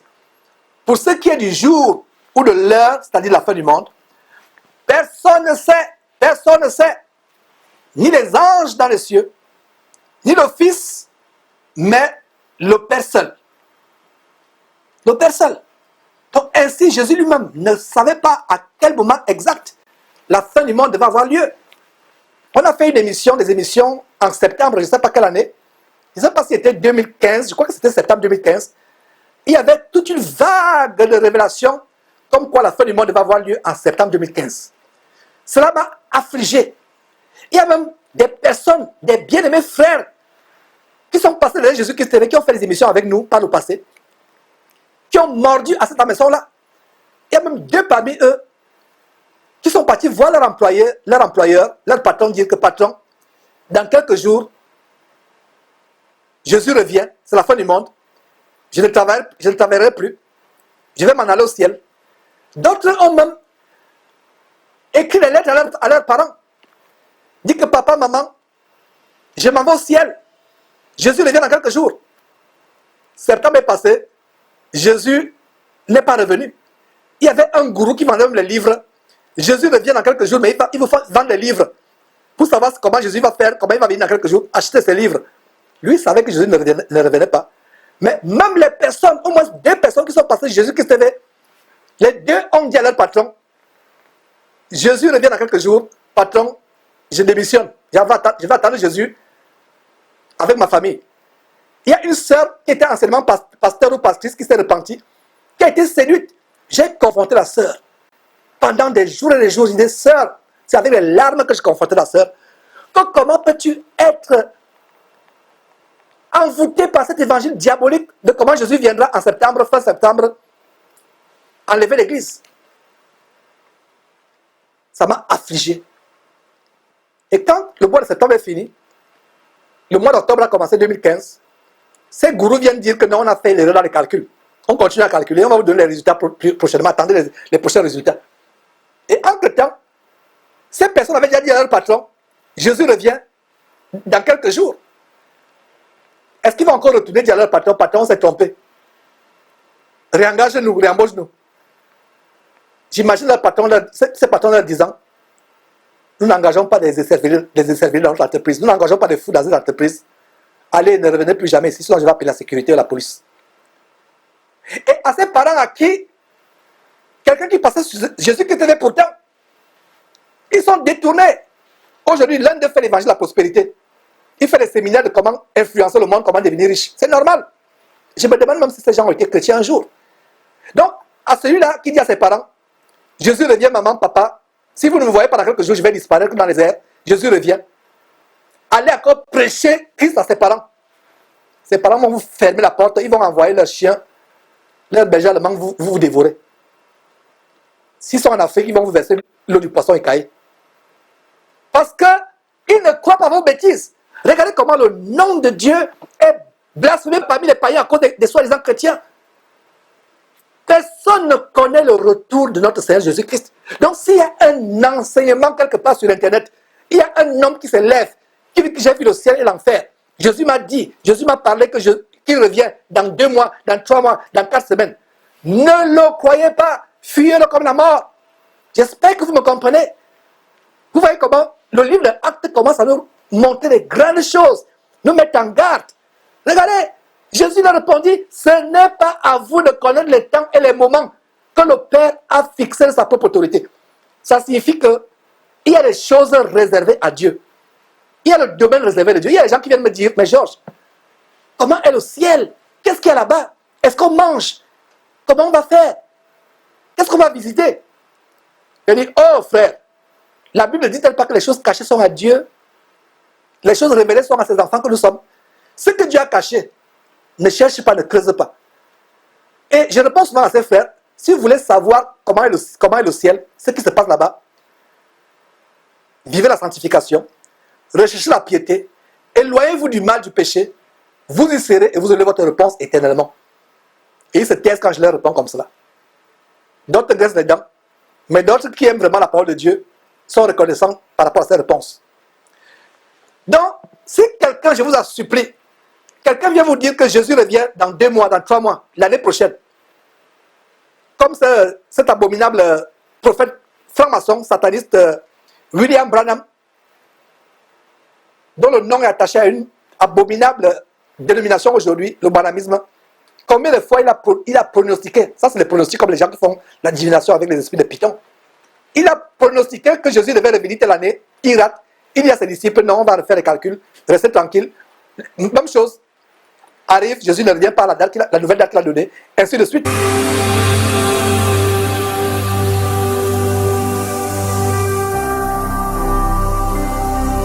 Jésus-Christ TV, vous connaîtrez la vérité et la vérité vous affranchira. Il a répondu, ce n'est pas à vous de connaître les temps et les moments. Personne ne connaît. Personne ne connaît le temps. Je vous en supplie, lisez beaucoup la Bible. Lisez la parole de Dieu, personne ne vous trompera. La séduction et la tromperie viennent du fait que les gens n'examinent pas les Écritures. Ils courent à tout vent de doctrine. Le verset 8 dit, mais vous recevrez une puissance, le Saint-Esprit survenant sur vous, et vous serez mes témoins à Jérusalem, dans toute la Judée, dans la Samarie et jusqu'aux extrémités de la terre. Et on va voir comment cela va se passer plus à Dieu la semaine prochaine, au chapitre 2, avec tous les détails. Verset 9. Après avoir dit cela, il fut élevé, voilà, il fut élevé, il fut surpris. Il pensait que Jésus a été ressuscité, qu'il ne pourra plus mourir. Ils auront un roi immortel terrestre. Israël devait être la meilleure, plus grande nation de la terre, plus que Rome. Après avoir dit cela, il fut élevé pendant qu'il le regardait. Et une nuée le déroba à leurs yeux. Le déroba à leurs yeux. Verset 10. Et comme ils avaient les regards fixés vers le ciel, pendant qu'ils s'en allaient, voici 2 hommes vêtus de blanc leur apparurent et dirent, hommes galiléens, pourquoi vous arrêtez-vous à regarder le ciel? Ils étaient stupéfaits. Ils regardaient fixement le ciel en disant, mais le Seigneur Jésus avec qui on parlait, on attendait notre roi. Où est-il? Il est ressuscité des morts. On pensait qu'il devait vivre avec nous sur terre éternellement. Où est-il? Pourtant, le Seigneur Jésus leur avait enseigné ces choses. Il leur avait enseigné ces choses. Et comme ils avaient les regards fixés vers le ciel, pendant qu'ils s'en allaient, voici deux hommes vêtus de blanc leur apparurent. J'imagine des anges de Dieu. Et leur dire, verset 11, hommes galiléens, pourquoi vous arrêtez-vous à regarder au ciel? Ce Jésus qui a été enlevé au ciel du milieu de vous, viendra de la même manière que vous l'avez vu allant au ciel. Je parlais d'une doctrine de démons qui sévit, qui vous dit Jésus, des gens qui disent qu'ils connaissent la date exacte du retour de Jésus et de la fin du monde. Il y a une doctrine, une autre doctrine, la doctrine du retour invisible et silencieux et secret de Jésus. On a fait des émissions là-dessus, popularisées par les films tels que Left Behind, qui signifie en français le jour d'après, par des pasteurs francs-maçons satanistes qui ont popularisé cette doctrine diabolique.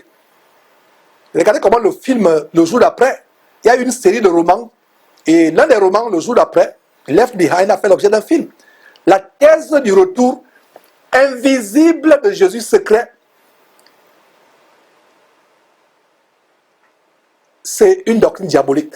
Vous n'aurez pas ce jour-là à ouvrir la télévision, aller sur Internet et voir un posting sur WhatsApp ou sur YouTube ou sur Facebook que Jésus vient d'arriver. Non. Les anges disent quoi? Ce Jésus qui a été enlevé au ciel du milieu de vous viendra de la même manière. Et regardez comment la parole de Dieu dit que tout homme le verra. Tout œil verra.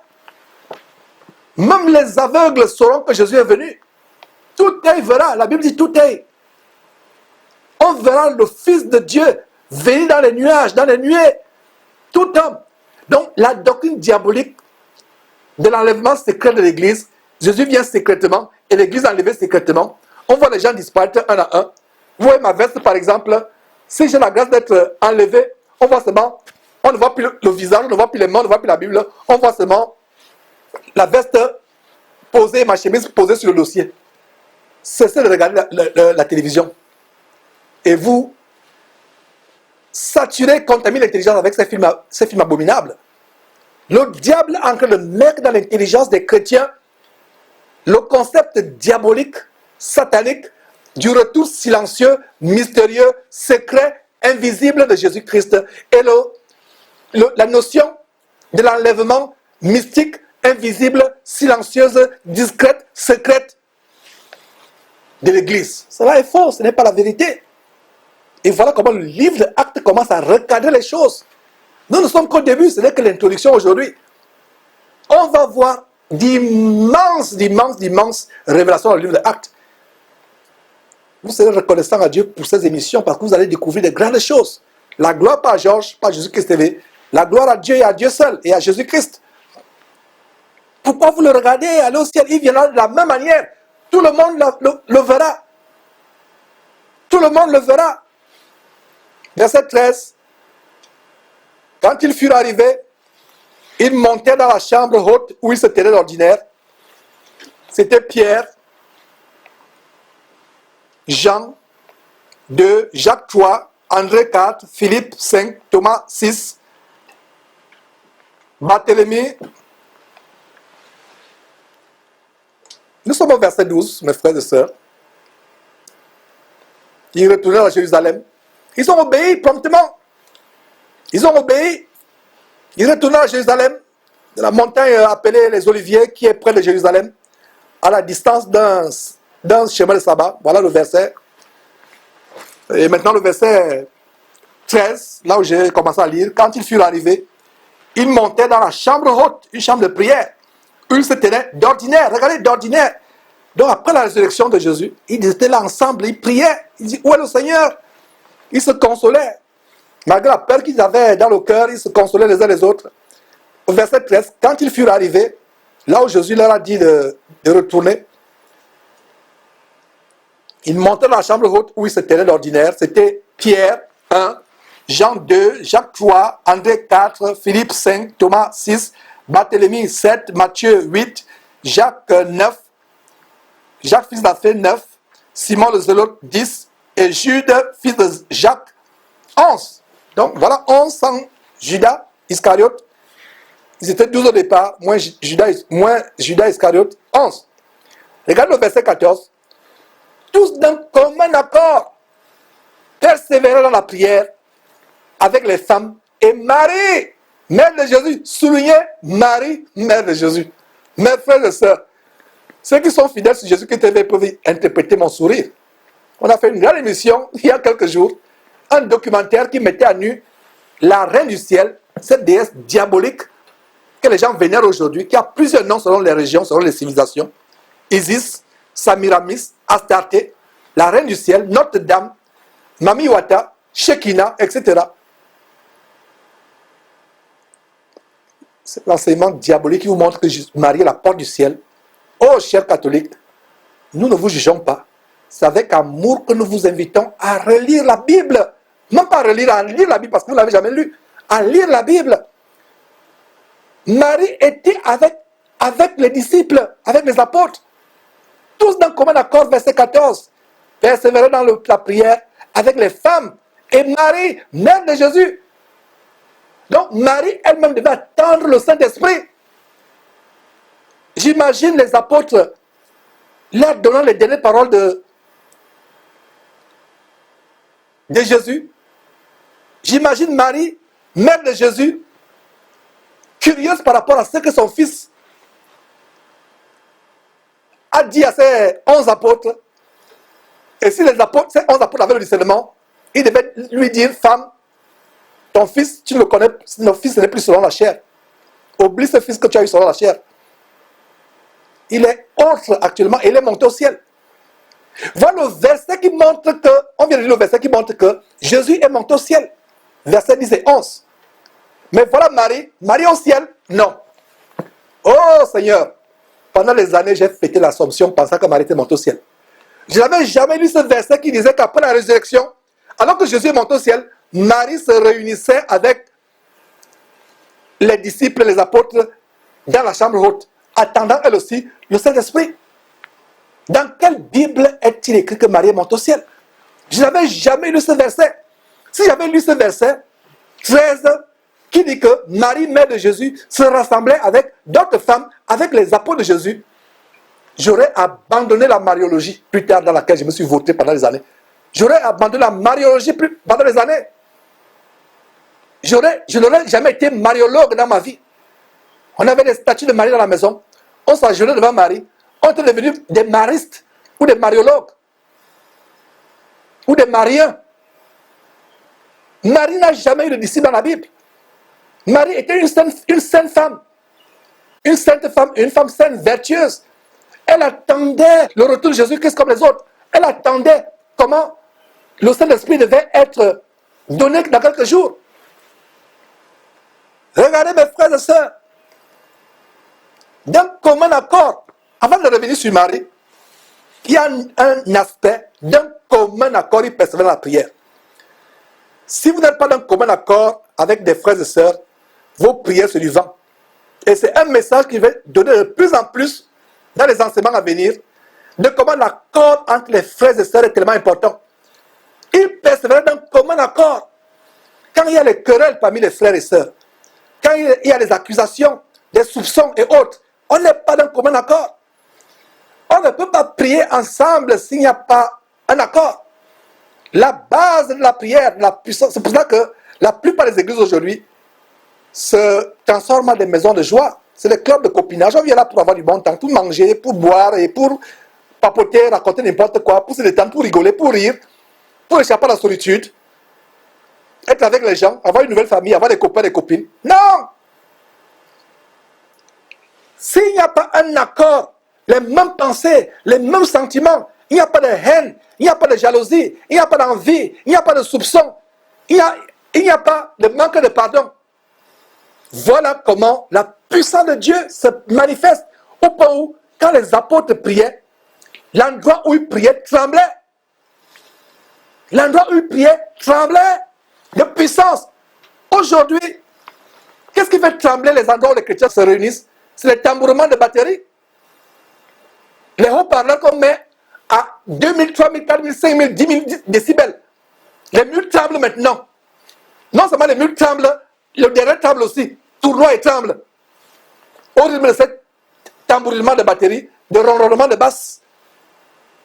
Il y a la jalousie dans le cœur des gens. Il y a la haine.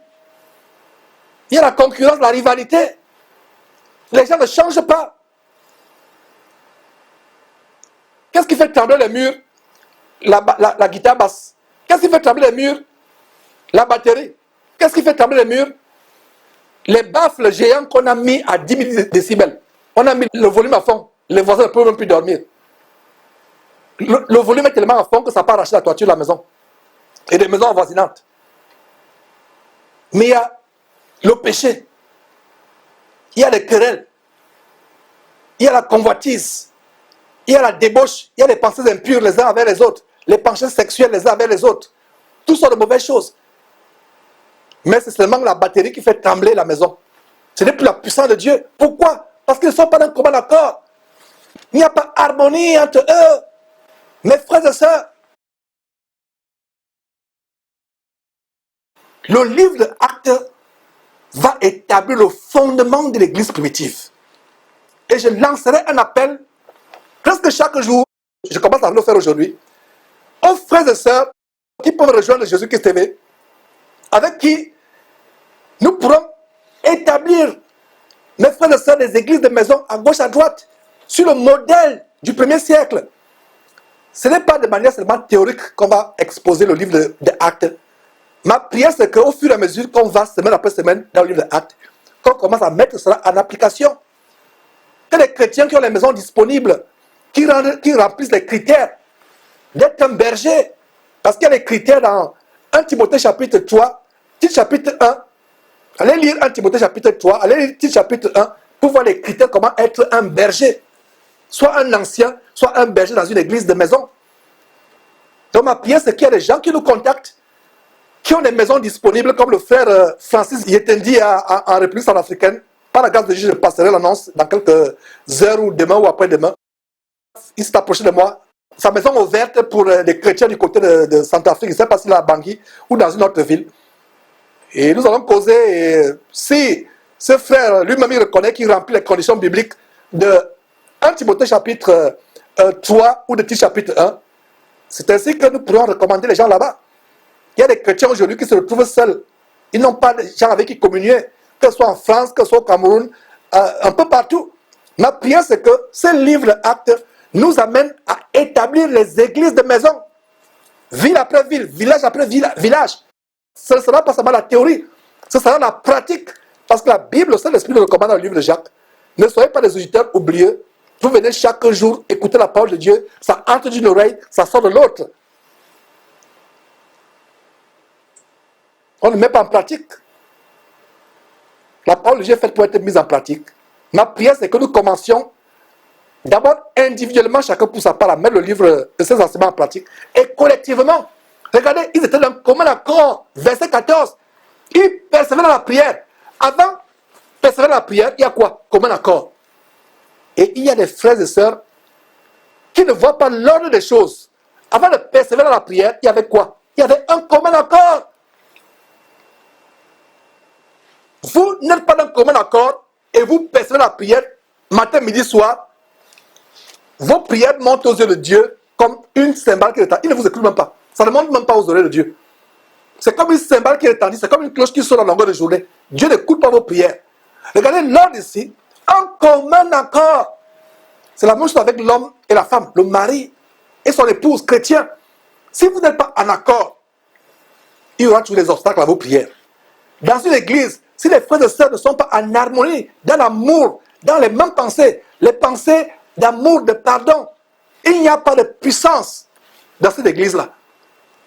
C'est une église à fermer. Et pour ma part, je pense qu'une église où il n'y a pas l'harmonie entre les frères et sœurs, une église où il n'y a pas le pardon entre les frères et sœurs, oublier les torts que les uns et les autres se sont fait par le passé, une église où les gens passent le temps à rappeler le passé, oh tu m'as fait ceci, tu m'as fait cela, je pense que c'est une église à fermer. Et si quelque part, par rapport aux églises qui s'ouvrent à travers ce ministère Jésus-Christ TV, que nous avons dans cette antenne, et s'il y a des églises à travers le monde où il y a toujours des querelles, il y a toujours des mésententes, il y a toujours la concurrence, la rivalité, la jalousie. Ce sont des églises qui doivent tout simplement être fermées. Chacun prend sa route, chacun... Parce qu'on perd le temps. Et ma prière, c'est que vraiment, ces enseignements de Actes nous secouent. Et si on a l'amour pour la vérité, nous serons changés. Mais ceux qui n'ont pas l'amour pour la vérité vont me détester, ne vont pas changer. Même si notre évangile est dur, il est dur pour que nous changions. Nous ne repentons pas d'enseigner les choses dures. Parce que nous savons que cette dureté amènera ceux qui ont l'amour pour la vérité à être changés. C'est comme une épine dans la chair. Vous avez une épine au doigt, à l'orteil, au pied ou à la main. Une grosse épine. Pour l'enlever, ça fait mal, n'est-ce pas? Vous êtes même dans une région où il n'y a pas d'anesthésie. Ça fait mal pour l'enlever, n'est-ce pas? Alors, il faut serrer vos dents, mordre un morceau de tissu et permettre qu'on vous enlève cette épine. Parce que si on n'enlève pas, cette épine va faire la gangrène. Ça peut se transformer en un cancer. On va non seulement couper la main, plus tard ce sera le rein, plus tard ce sera la jambe et plus tard c'est votre vie. Mais si vous mordez un morceau de tissu très fort et vous serrez les dents et vous permettez qu'un frère vous arrache cette épine, dès que l'épine est partie, il y a le soulagement, ça guérit et vous oubliez la douleur, n'est-ce pas? C'est le même qu'avec cet évangile. Il est dur. J'avoue, moi je sais qu'il est dur. Je suis conscient qu'il est dur. Mais le temps n'est plus à s'amuser. Le temps n'est plus à blaguer, à plaisanter. J'ai fait un posting il y a quelques jours. Les églises sont transformées à des endroits où on plaisante, où on passe le temps à rigoler, à plaisanter, à ricaner, à faire des blagues. Et la crainte de Dieu fuit ces endroits. La crainte de Dieu fuit ces endroits. Quand vous réunissez, ce n'est pas pour blaguer. Ce n'est pas pour vous taquiner avec des blagues, avec des plaisanteries. Il y a d'autres qui vont dire non, j'ai blagué. On ne blague pas dans la maison de Dieu. La Bible dit qu'on n'entende parmi vous aucune parole déshonnête, même des blagues. Pire encore, les chrétiens qui passent le temps à blaguer avec le sexe opposé. Pire encore, les chrétiens qui passent le temps à suivre les comédiens, les superstars de la comédie ou du fou rire. Ils ricanent à longueur de journée. Vous qui êtes sur WhatsApp, WhatsApp est devenu un endroit où on envoie les blagues à longueur de journée, les comédies. Regarde cette vidéo-là, tu vas rire. Regarde ça. Facebook, YouTube, on s'envoie des coups de vidéo de blagues. La Bible dit qu'on n'entend même pas. Ça veut dire que quelqu'un t'envoie une blague, toi chrétien, avertis la personne qui dit je ne suis pas là pour recevoir les blagues sur Facebook ou sur WhatsApp. Je suis là pour recevoir ce qui peut m'édifier, m'aider à aller au ciel. Donc, chers frères, chères sœurs, tu continues à m'envoyer tes blagues, tes vidéos de comédiens, de Fouzou ou bien de Gourou, Gowou ou Gossou de Côte d'Ivoire. Cesse de m'envoyer ces choses. Cesse de m'envoyer les choses de Michel Cancan. Cesse de m'envoyer les choses de tel ou tel ou tel. J'appelle Mafouz ou Moufouz. Cesse de m'envoyer ces choses. Je n'ai pas envie de rire. L'heure est grave. Ce n'est plus l'heure de rire. Ce n'est plus l'heure de ricaner. C'est l'heure d'être vu dans la piété. Mes frères et sœurs, l'heure est grave. Regardez comment le verset 14 est l'objet d'un grand enseignement. L'ordre des choses, c'est qu'il y avait la communion fraternelle, un commun accord, même pensée, même sentiment. Et c'est ainsi qu'ils pouvaient prier. Mon frère, ma soeur, cesse de prier avec quelqu'un avec qui tu n'es pas en communion. Recherchons d'abord la communion entre les frères et sœurs. Si cette communion n'est pas parfaite, nous perdons notre temps. Si on n'est pas dans le commun accord, on perd notre temps. Mes frères et sœurs, donc revenons sur Marie. Marie était là. Oh mes frères et sœurs, Marie était là. Qui vous a dit que Marie est montée au ciel? Qui vous a dit que Marie est montée au ciel? Il y a des jours fériés, l'Assomption. Jour férié, Marie est montée au ciel. Voici Marie, la vraie Marie. Verset 14. Marie est avec les apôtres la tente du Saint-Esprit. Oh mes frères et sœurs, je vous en supplie, catholiques, amis catholiques, lisez la Bible. Voici où se trouvait Marie après la montée de son fils au ciel. Voici où se trouvait Marie. Marie se trouvait avec les frères de Jésus. Même les frères de Jésus. Finalement, vous vous rappelez un verset où les frères de Jésus pensaient que Jésus était hors de sens. Ils sont venus pour l'attraper, les parents de Jésus. Ils sont venus pour l'attraper, qu'il est hors de sens. Regardez où se trouvent maintenant les frères de Jésus. Dans la chambre haute, avec la table de Saint-Esprit. Ah, mes frères et sœurs. Ils ont compris finalement que leur frère Jésus, leur grand frère, leur frère aîné, était dans la vérité, était un envoyé de Dieu, était le Fils de Dieu envoyé pour sauver le monde. Regardez mes frères. Tous dans le commun accord, verset 14. Persévérer dans la prière. Avant la persévérance dans la prière, c'est pas mauvais de prier. Si on peut prier tous les jours, matin, midi, soir, c'est bien. Mais avant de prier, première chose, avant de prier, commun accord. Pas de rivalité dans le cœur, pas de jalousie dans le cœur, pas de querelle dans le cœur. Soyons prompts à oublier le tort qu'un frère ou une soeur nous a fait par le passé. Aimons-nous les uns les autres ardemment. Voilà ce qui produit le commun accord. Mais s'il n'y a pas un commun accord, c'est du vent. C'est du vent. Ne priez même pas, vous perdez votre temps. Tous dans le commun accord, persévérez dans la prière avec les femmes et Marie, mère de Jésus, et avec les frères de Jésus. Verset 15. Et tout simplement le verset 15 jusqu'au verset 23 nous montre le choix de celui qui devait remplacer Judas, qui est allé se pendre, qui s'est retiré pour se pendre. Donc, comme cette étude verset après verset, je me ferai le devoir de lire verset après verset, mes frères et sœurs. S'il y a un petit détail à expliquer, je vais expliquer. Mais là, nous allons finir, nous sommes plus loin de la fin de l'enseignement. Nous allons terminer en lisant comment ils choisissent le remplaçant de Judas. Verset 15, en ce jour-là, Pierre avait quelqu'un qu'on considérait comme ayant l'autorité parmi les frères. Donc, en ce jour-là, Pierre se leva au milieu des frères. Et le nombre de personnes réunies était environ combien? 120. Voilà, 120. Ça confirme ce qu'on a vu au verset 14. Il y avait Marie, mère de Jésus, qui était là. Il y avait les frères de Jésus qui étaient là. Il y avait les apôtres qui étaient là. Et donc les disciples. C'est pour ça que le verset 15 dit, en ce jour-là, donc quelques jours avant la Pentecôte, où il devait recevoir le Saint-Esprit, en ce jour-là, Pierre, et je rappelle en passant qu'ils ont reçu le Saint-Esprit 10 jours après la montée de Jésus au ciel. Donc 50 jours après la résurrection de Jésus-Christ. Donc qu'est-ce qui se passe? Je reprends. Jésus est ressuscité. Pendant 40 jours, il apparaît aux disciples pendant 40 jours. Et au chapitre 1 de Actes, il leur dit que dans peu de jours, ils recevront le Saint-Esprit. Donc 10 jours après la montée au ciel, donc 10 jours après 40 jours, c'est là où ça coïncide avec le jour de la Pentecôte, c'est là où il reçoit le Saint-Esprit. Donc dans peu de jours, donc c'était 10 jours. Donc le Saint-Esprit est descendu 50 jours après la résurrection du Seigneur Jésus, 10 jours après la montée de Jésus au ciel. Notez très bien cela, mes frères et sœurs, la séquence, si ça peut vous aider. Si ça peut vous être nécessaire. Donc, regardez comment ils étaient environ 120.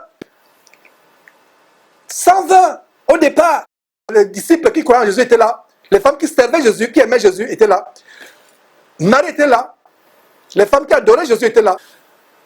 Les frères de Jésus étaient là. Les 11 apôtres étaient là. Et donc, les disciples, au total, environ 120. Les personnes réunies, hommes et femmes. 120. Et il dit, verset 16, hommes frères, il fallut que s'accomplisse ce que le Saint-Esprit dans l'Écriture a annoncé d'avance par la bouche de David au sujet de Judas, qui a été le guide de ceux qui ont saisi Jésus. Il était compté parmi nous. Il avait pas le même ministère.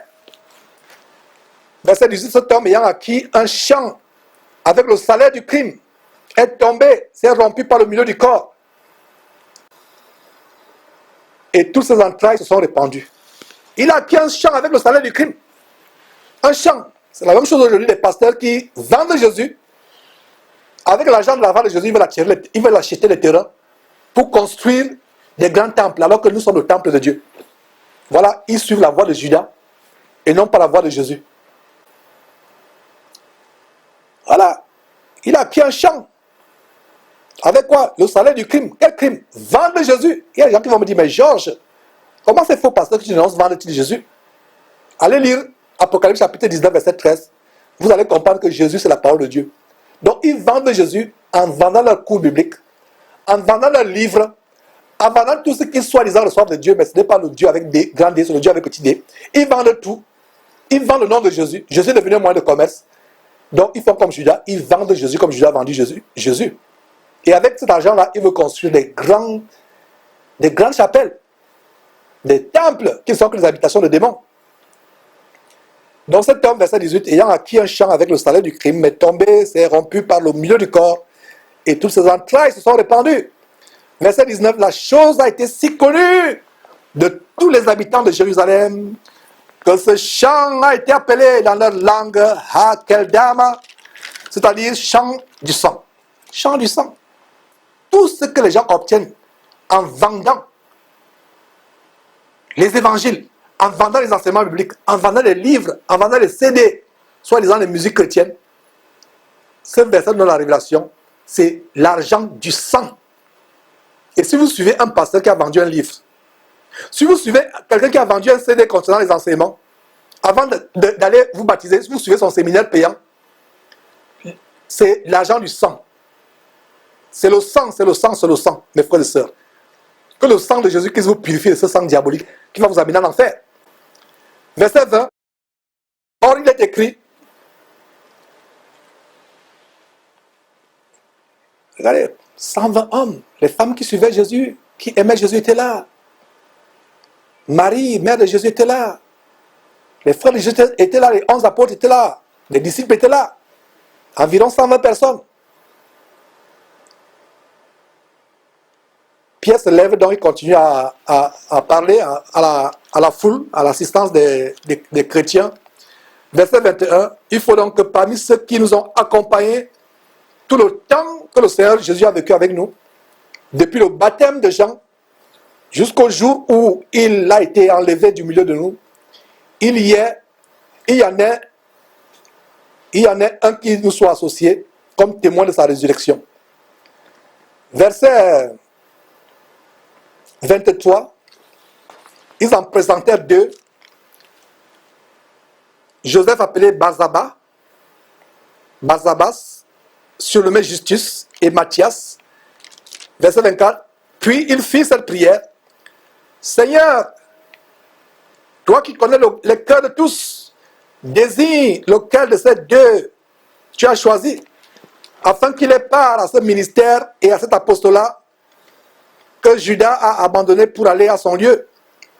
Ils tirèrent au sort, et le sort tomba sur Matthias, qui fut associé aux 11 apôtres. Voilà. Ils ont prié avant de tirer au sort. Ils n'ont pas tiré au sort en faisant la loterie selon le monde. Et j'ouvre une parenthèse sur les chrétiens qui jouent encore au jeu de hasard. La loterie n'est pas une bonne chose. Dieu a dit, tu mangeras ton pain à la sueur de ton front.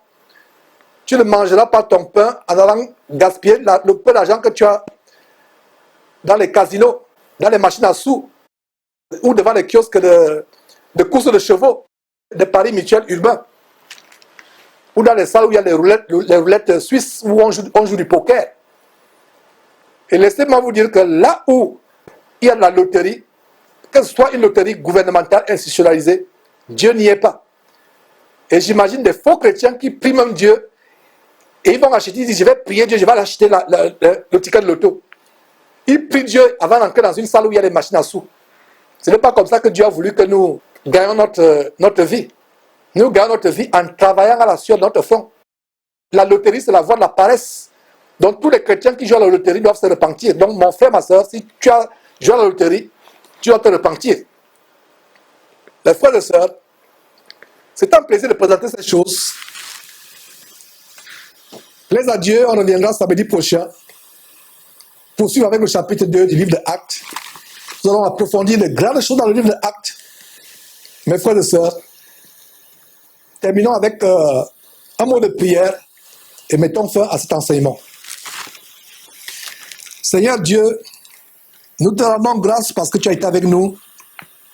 Tu as été avec ma bouche, Seigneur Dieu. Malgré la fatigue de la semaine, tu m'as donné la force, Seigneur Dieu, de faire cet enseignement. Seigneur, que cet enseignement ne soit pas en vain. Seigneur, pardonne tous les lapsus, tous les glissements de langue. Fortifie ma bouche, fortifie ma langue, Seigneur Dieu. Afin que cette série que nous avons engagée soit une grande bénédiction pour tous ceux qui la suivront, Seigneur Dieu. Merci pour tous ceux qui nous assistent de quelque manière que ce soit techniquement ou par notre finance, afin que cette parole continue à être donnée. Seigneur, bénis-les, remplis-les de ta grâce. Seigneur, délivre ceux qui ont besoin de délivrance. Guéris ceux qui sont malades, nous t'en supplions, Seigneur Dieu. Rends ce studio invisible, Seigneur Dieu, et tous ceux qui travaillent derrière ce studio ici à Houston, ou ceux qui travaillent avec nous depuis d'autres pays dans le monde. Seigneur, merci pour toutes choses, au nom de Jésus-Christ. Amen. Donc, mes frères, plaise à Dieu. Nous reviendrons dans une semaine, plaise à Dieu, si nous sommes toujours en vie, ou si Jésus-Christ ne revient pas entre-temps, parce que nous l'attendons tous les jours. Nous reviendrons pour continuer avec le deuxième chapitre du merveilleux livre de Actes, le livre du commencement de l'église merveilleuse de Jésus-Christ. Vous connaissez la vérité vous affranchira. Bye bye.